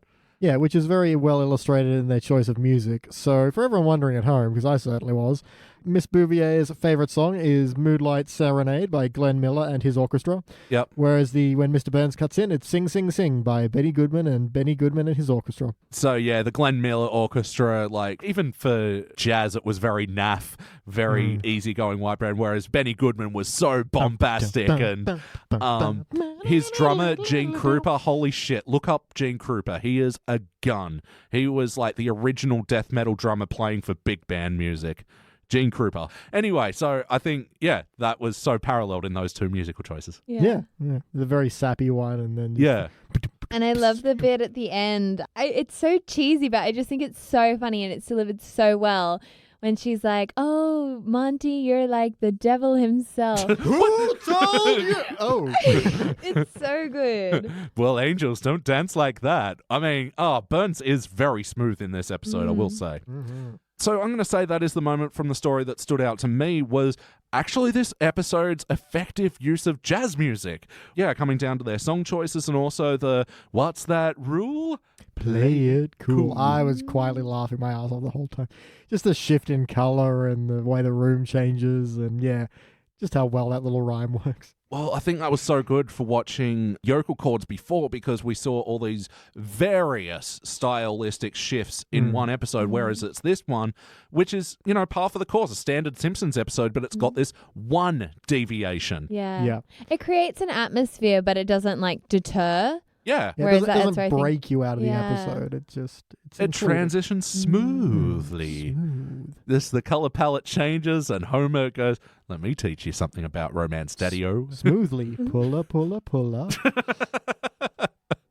They've set us up as well that Grandpa he's head over heels. He wants to go dive in head first. And here's Homer's like, no, pump the brakes. Yeah, because even Marge has that, you'll scare her off. I know my mother. I love you, Mom. I love you. I love you. Play count. How many times before tonight do you think you've seen this episode? How many times have you seen this episode? 130. But only one since I become a billionaire. I feel like that was the first time I heard that joke. And when Smithers said the word sex, I was like, huh? What? In The Simpsons? What? Yeah. It's called snuggling. I think I remember it cutting in with the whole whoop-de-doo stuff. Yeah. I love that, dude. And that line as well, the whoop-de-doo tarantula town. What? Whoop-de-doo tarantula town. Whoop-de-doo, Mr. President. I'm happy you finally found true love. Whoop-de-doo, employees. Anyone who's found true love may go home early today. The one dude. And then just Smithers' love letter is so intense. Yeah. And then Burns, that's marvelous. How did you think about that so fast? Yeah. I sent it to you on your birthday. Oh, so crushing. Hectic. Excuse me, I have something in my eye. But yeah, they set up Smithers disapproving at the end of the second act, and so subtly it was just a groan as they were getting in the car. But that's all you needed to set up his disapprovingness for the rest of the episode. Yeah, and just his temperament when they come back. He's like, guess what happened last night, Smithers? I don't know, you had sex with that old bag. Yeah, that's right. Or whatever he says, I'm not too sure. Maddie, how many times do you think you've seen this episode? Oh, I don't know, maybe 20s? Yeah. A few. Yeah, up there for me, definitely 50s or whatever. Like, for me, this episode is another thing where I'd learned so much of the Simpsons episode, and then my parents taught me the source material. Yeah. Like, like we were saying with Sounds of Grandpa before, Sounds of Silence, which, oh my God, still one of the best Simon and Garfunkel songs. As well, the references, The Graduate as well is the big one, which is essentially the last 2 minutes of this episode. It's such a good, endpoint. Yeah. I think it ties it in so well. It's, wouldn't you rather be Mrs. Abraham J. Simpson? Yeah. No. I don't want to be either. I love it because she owns that situation. Yeah. She's not a prize to be won. But I love as well that Mr. Burns is there at the wedding altar kicking butt. And she just is still about to go through with it. Yeah, It's not like, until, There's so many reasons, like the way he just shoves that ring on her poor dainty hand. Aww. And I specifically said no romantic music. We've heard about Blizz Blaz and Him Ham already. Get to the bloody point. Burnsy's on top evil form in this episode. Mm-hmm. So The Graduate as well. Is this a movie you've seen, Maddie? I actually haven't seen The Graduate, but I feel like it's one of those ones where it's been so pop culturally referenced. Mm-hmm. I know the plot and what happens. Definitely and all been of given all the segments. Yeah. Like they do another Simpsons episode, Lisa's Substitute. Yeah, well, obviously. Yeah, where Mrs. Krabappel's got her leg up, and you can see Mrs. Krabappel, you're trying to seduce me. Yeah, that's straight out of The Graduate as well. Yeah, Oh, yeah. And Beej, I think me and you watched this together for the first time. Yeah. I don't think we got it at the time, though. We were thinking it in too literal a context. Yeah. There's a subtext there I don't think we were picking up. Yeah, I mean, I will say it's the same problem that I have with a lot of old movies. It's really slow, and they didn't have their pacing all together. And, they repeat Scarborough Fair by Simon and Garfunkel 2.5 times back to back. And it's over one montage that you get 5 minutes of the same song. It's really weird. Phil makes an interesting point of it's just how visual storytelling has advanced to the point where you don't have to spend as long establishing things because audiences can pick it up much, much faster now because we've grown up with movies, whereas when this was made, movies were still relatively new. Yeah. So, it's an interesting thing to take out from old movies. It's just, they spent more time doing this stuff because people just weren't used to picking up information like this.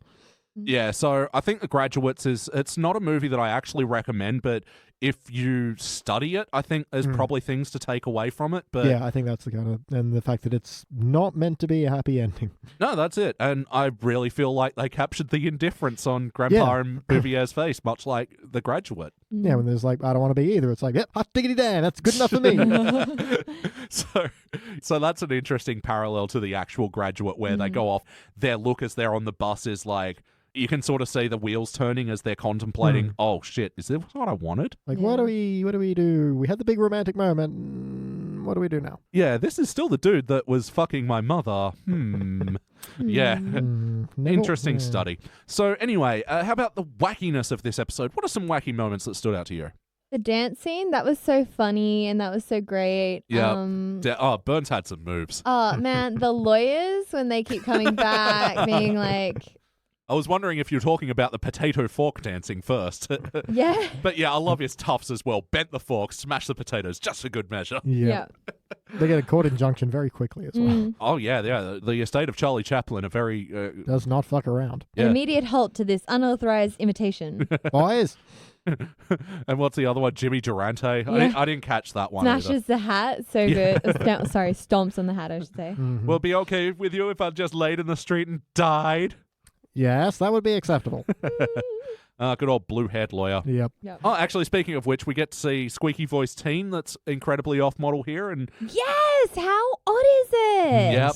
And Raphael does not look like Raphael. No, this is pre where they define it, but I just love stop sending letters to Mr. Sinatra.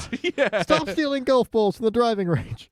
Go away. And Bart's holding his poor nose that's been punched twice. And just looks through the mail slot and it's just got the roll of his animation cell that says do not roll on it. I didn't see that. I missed it too. Oh, awesome. That's going to be a a pick for the index social medias. But That's yeah, and they're correct. just, thank you. Boom. That's for keeping me waiting. I also like the animation cell is a limited edition of 800,000. And actually, we got a little bit of Troy McClure. It wasn't a memorable Troy McClure, unfortunately. Nah, just a little bit of shopping channel, but it was enough. Enough to like remind you of his relevancy. Yeah, remember him from such films as Hydro Arms. I didn't write all of it. It's hard to write so much for this episode. Ah, man, it was non-stop. Any other wacky moments? I like the gun scene with the ketchup and mustard, trying to get money out of Mr. Burns to pay back. Just that he Homer. starts it by trying to be sweet as well. Yeah. Grandma Yeah. really likes it when her boyfriends give me money. He's like, shoo, baby gets nothing. And yeah, just the little standoff and the tense music, and then boom. You mustard. don't have the guts. There's a sign out front of the dance hall, which is Cat Spayathon tomorrow night. Oh dear God. Yeah. Oh, hurry up. Matlock's on in 5 minutes. And then the bus pulls up. Hurry up. Each Matlock could be our last. I love that the old people are measuring their lives in potential last Matlocks. I mean, isn't that what we all do with some kind of entertainment? Yeah.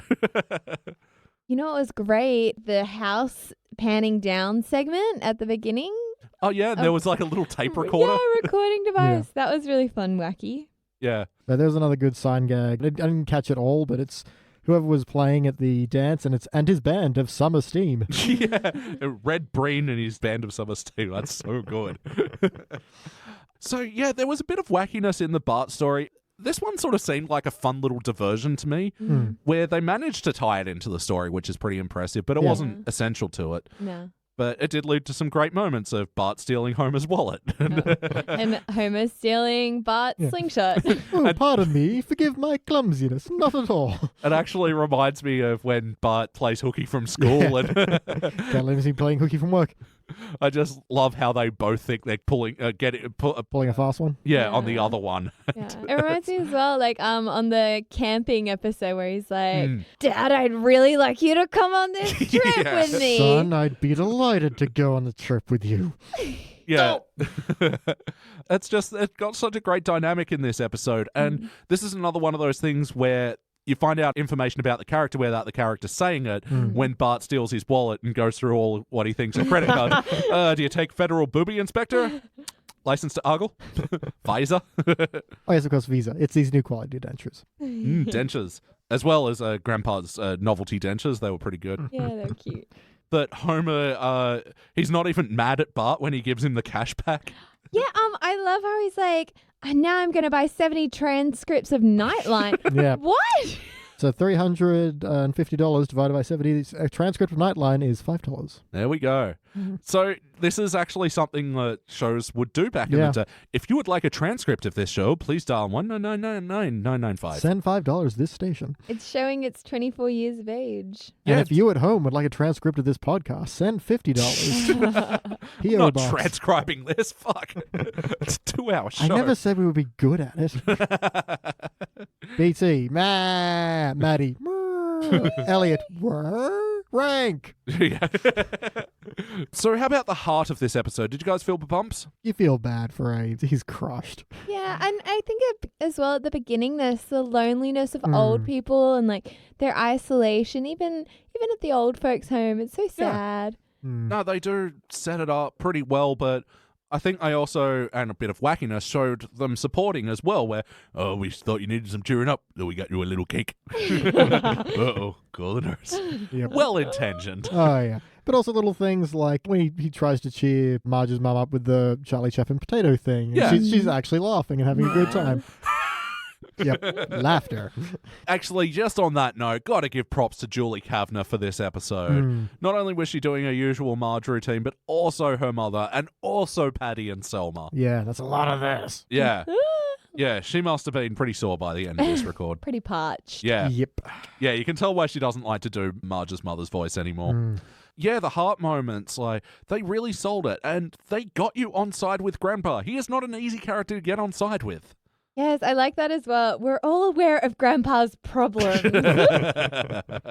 No, it's not a scam. What you do, see, you give them all your credit card numbers, and if one of them is lucky, they'll send you a prize. And then she's Grandpa. like, I just wanted someone to talk to over the phone.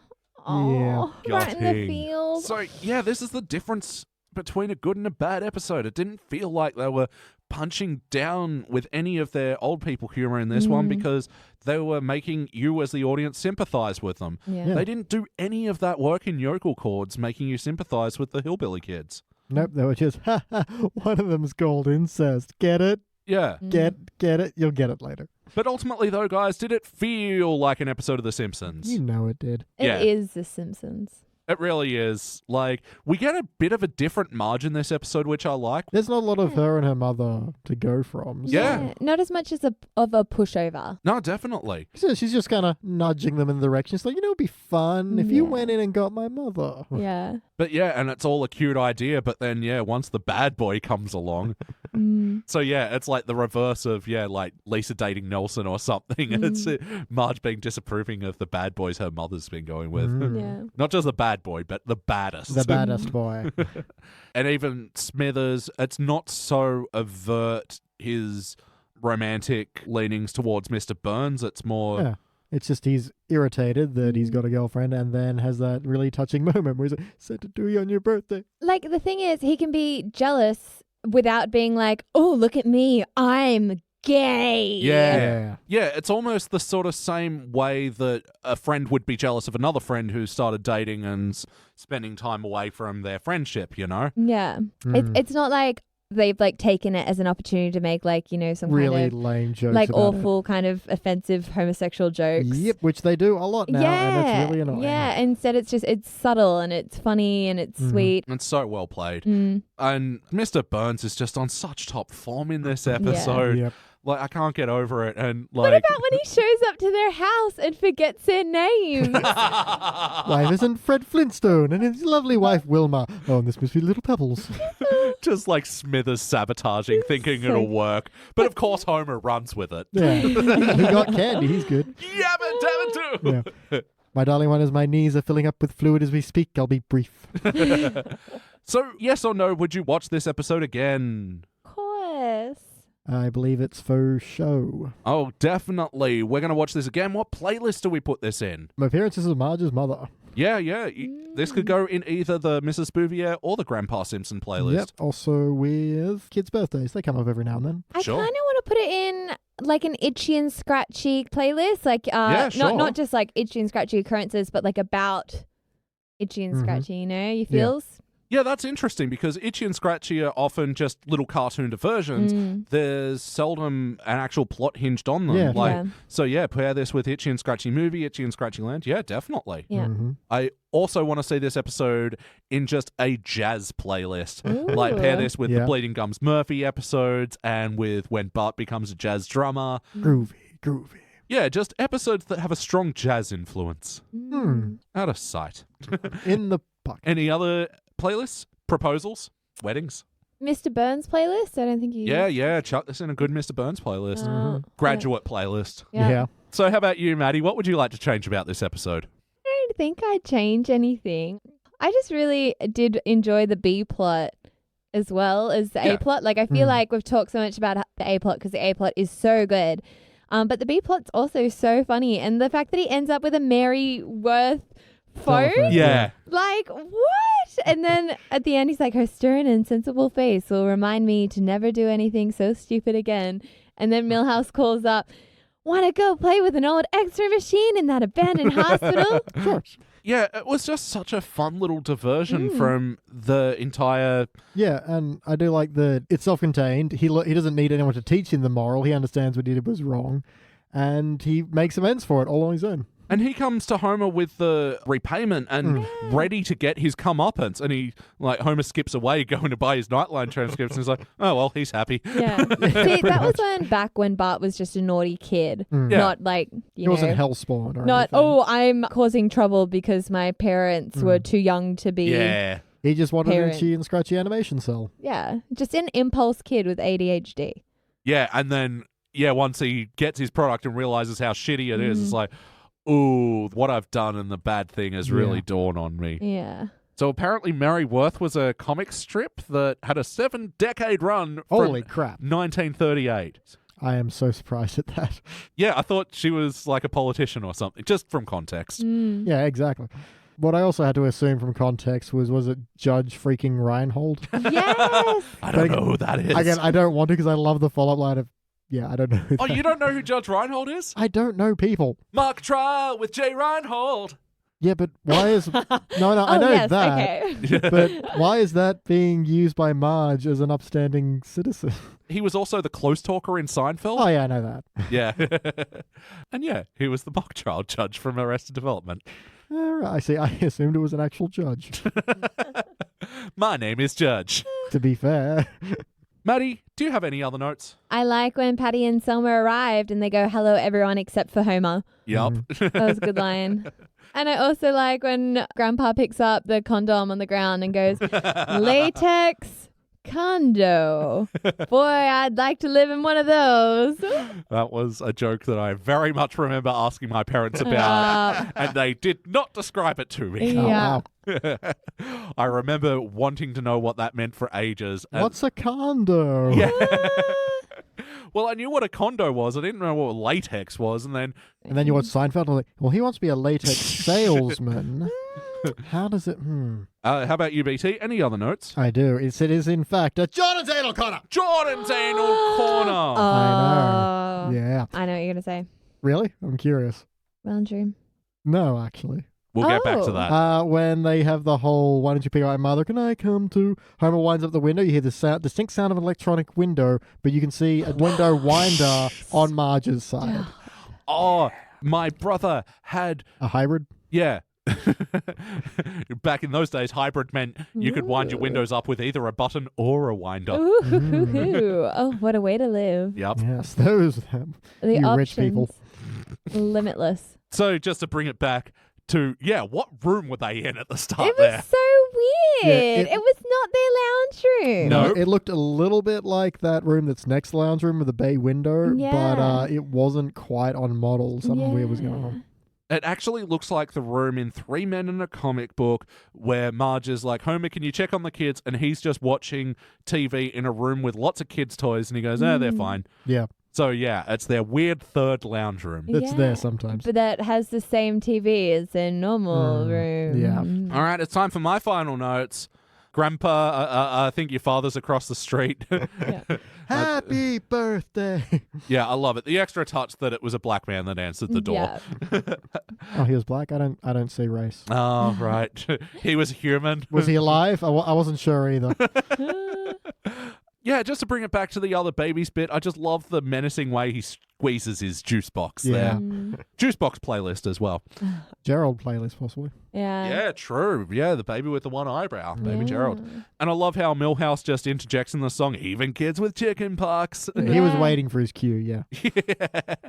Again, that was one of those wacky moments where I feel like in a new episode I would have rolled my eyes. Definitely. But it works so seamlessly. Mhm. I liked it. Lady Bouvier lists off some of her friends that Yep. got crazy jealous of her. Frances Farmer and Zelda Fitzgerald Yep. and Little Sylvia Plath. Yes. she's the poet that walked into the lake. Yeah. No. Virginia Woolf walked into the lake. Oh, Sylvia Plath put her head in an oven. Jesus Christ. Mm. Poetry's depressing. We studied her in English. Yeah. Total sidetrack. Mm. But Yeah. she's married to another famous poet called Ted Hughes. And it's really interesting because he wrote this book. Sorry, he wrote a book of poems. And Yeah. the poems were like, fuck you. You just like said all this shit about me and it's not true and blah, blah, blah. And meanwhile, she's got like a book of poems being like, you're like a biggest, you're like an asshole, you Yep. abuse me, blah, blah, blah, like you cheated on me. Wow. So this was like the rap battles of the old days. Yeah, it's like really like fascinating to like analyze their texts together. Yeah. Side Oh, note. nice. Yeah, but her poems are like fucked up. You're like, they're so heavy. Yeah, from what little I know, it's just super dark existential crisis Yeah. inducing stuff. Right there in the 1950s. Yeah, there's one that just starts ghost to petition, lingering death. Mm. Isn't that Opeth? Yes. I'm surprised it took you that long to ping it. Wait, did No, no? Okay, I'm fucking with you. okay, thank you. Thank you for clarifying. I don't always know when I'm being fucked with. So- That's why I'm not a member of Wu-Tang, because I don't know Oh when my god. I'm being fucked with. Such a terrible joke. I liked it. And yeah, the episode ends with Grandpa carrying on about his old Victrola. The rubber hose you just crammed in your ear. Usually with some kind of lubricant. It's very good. It is time to rank this thing. Woo! BT, it is your turn to kick it off. I just can't deny how big of a stupid grin I had this entire episode. I'm going cubic zirconia. Thank you very much. Wow. I was kind of sitting there, maybe if I could look at it objectively, it would slip down to a gold, but I think I just got too much of the heart feels on this one. So I had too good of a time. It's just rapid fire. It's packed. It's jokes, tell a story as well. The B stories are a lot of fun. It's just great. Yeah, okay, I'm going to feel like a piece of shit. I'm going gold. It's not up there for me. I can't kind of quantify what it is exactly that's not pushing it up into the essential ranking for me. It just isn't quite up there, but solid episode all round regardless. How about you, Maddie? Finish it off. Yeah, I was really on the cusp between cubic and gold because I was worried, like with the cubic, I'm like, oh, am I too biased? But you know what? I think I will go for the cubic rating just because it's just hilarious, quote after quote, kind of memorable experiences. It's a great episode. And if Can't nothing really else, fault it. play it cool. Yeah. Yeah, so averaging out, this will be a dull cubic zirconia, which feels right. I think it feels right. And this will be joining another season 5 episode, Bart Gets an Elephant. That was a dull cubic? Oh my god. That's even one where I've gone back and I've thought, I probably should have ranked that gold. But I did rank it cubic in the day. Yeah. Where's my elephant? Who was gold on that? Was that me or was that? I think that was Jordan, actually. Oh man, that episode's great. Hold on. I would have gone cubic. Love that song. Yeah, that was. Reminds me of elephants. Yeah, that was Jordan. Like, Oh, they're playing the elephant song again. and it'll be joining other episodes like Krusty Gets Busted, the first Sideshow Bob episode, 3 Men in a Comic Book, which I mentioned before. Yep. It'll also be joining Bart the Murderer, I Love Lisa, Bart of Darkness, which we reviewed the other week with Michael, the Millpool episode. And it'll also be joining in Marge We Trust with the Listen Lady and Mr. Sparkaloo. And also HOMR from season 12, the Homer Gets a Crayon in His Brain episode. Good episodes there. Fun fact, if you listen back to Bart of Darkness, you can hear Elliot subtly trying to push Michael to a cubic. Just a little bit. It's like so are you happy with that ranking? Are you? Do you want to leave with both your kneecaps? It's honestly one where I felt the internet burning us like the second that it didn't get a perfect rank, but I also kind of get where he's coming from. And actually since then, one person hit me up on Twitter and sort of said, yeah, I love this episode, but it's kind of 2 episodes stuck together. A little bit. So, yeah, no, it's like you say, that's why we have the individual rankings, because it's tough to gauge exactly where something belongs. So. It really brings it together, I think, the 3 balances it well. Definitely. All right, guys, so that pretty well does it for the episode tonight. But before we get out of here, we just like to quickly say a few things that we've been into. What have we been checking out, lately? Lady? What have you been checking out, lady? What have we been checking out lately? Podcast, music, film, television, all that. So we'll start with you, Maddie. What have you been liking lately? The Teacher's Pet. The Teacher's Pet. Oh my god, are you guys listening to it? No. It is It's a podcast? thrilling. Investigative journalism done by the Australian. I'm from the Northern Beaches. Yeah. And it's all about this murder that happened in the 1980s in Bayview, and the woman's body was never found, so the suspected husband was never charged. But he was a teacher at one of our local high schools. Obviously, I wasn't in high school at the time. Yeah. Well before my time. And he was like having affairs with all his students. And so he had an affair with his like 16-year-old student and brought her in as the babysitter. And then the wife was like, okay, like you're having an affair with her. Like this is not on. I want her out of my house. And then he tries to run away with her. And then she's like, no, like I'm not leaving. This is too much. And so then they come back to Sydney, and then he moves back in with the wife, and then she disappears mysteriously, apparently ran away to join a religious cult. As you do. Yeah, as you do.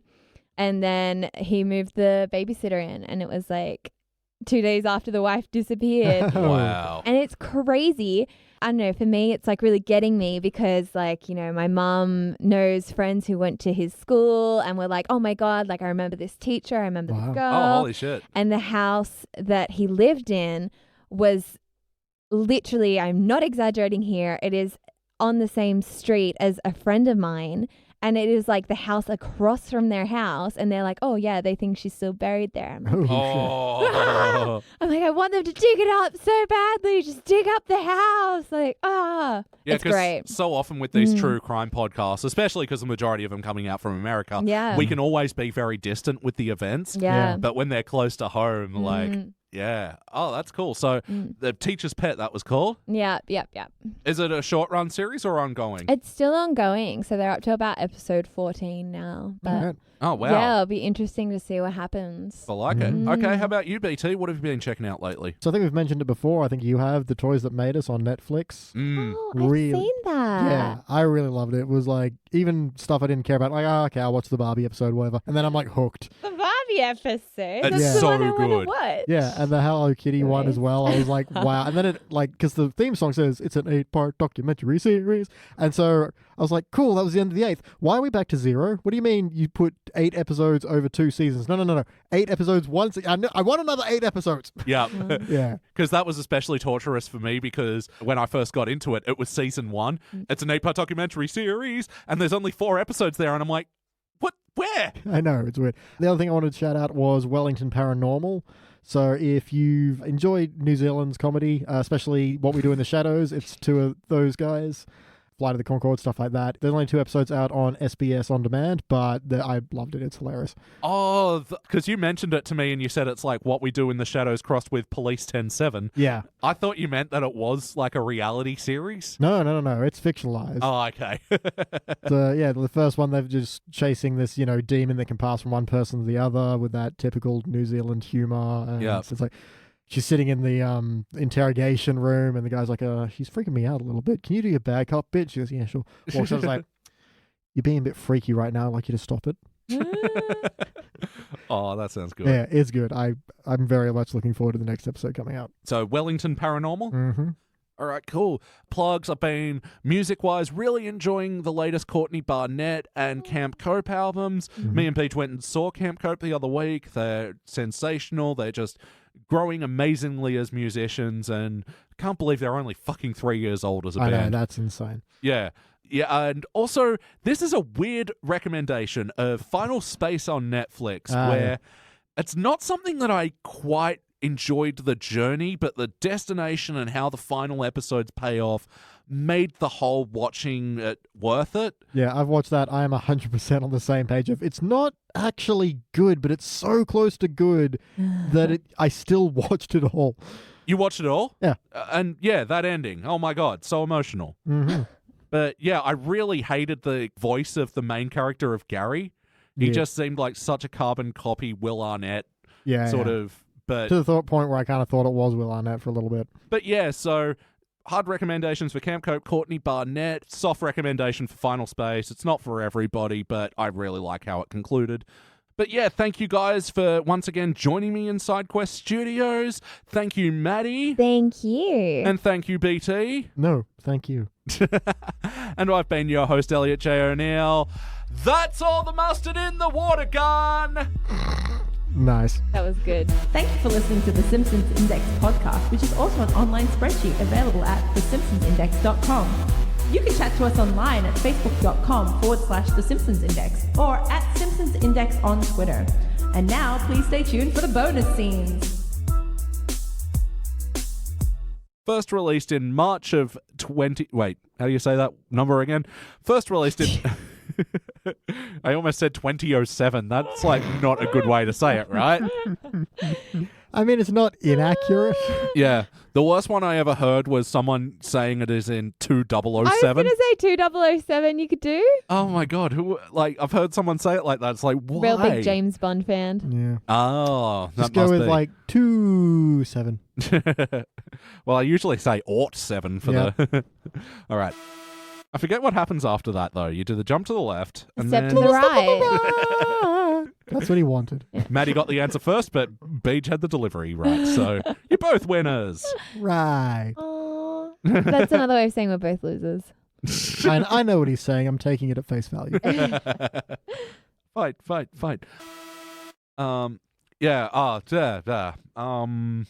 Blah. Right. Please, Krusty, this is demeaning. But Shut up and conduct. to be fair, Mel brought it on himself. He poked the monkey in the head, and then that's why he got swarmed. Oh, it's so good. They're all Yeah. just attacking. It's the old Yeah. saying, don't poke the monkey. It sounds like a spreadsheet. That's also a podcast. What does that podcast sound like? Listen up. Stay tuned for more sounds of podcast. You're hearing podcast. You are hearing me talk. This is Al Gorecast with me, Al Gore. The environment Does not have a podcast, so Al Gore has one instead. Climate change is something we can fix in our lifetimes. You need to write your senators And get them on board. and also trade in your real money for Al Gore bucks. I promise this is not a scam. This is not a pyramid scheme. It's an algorithm. Anyway.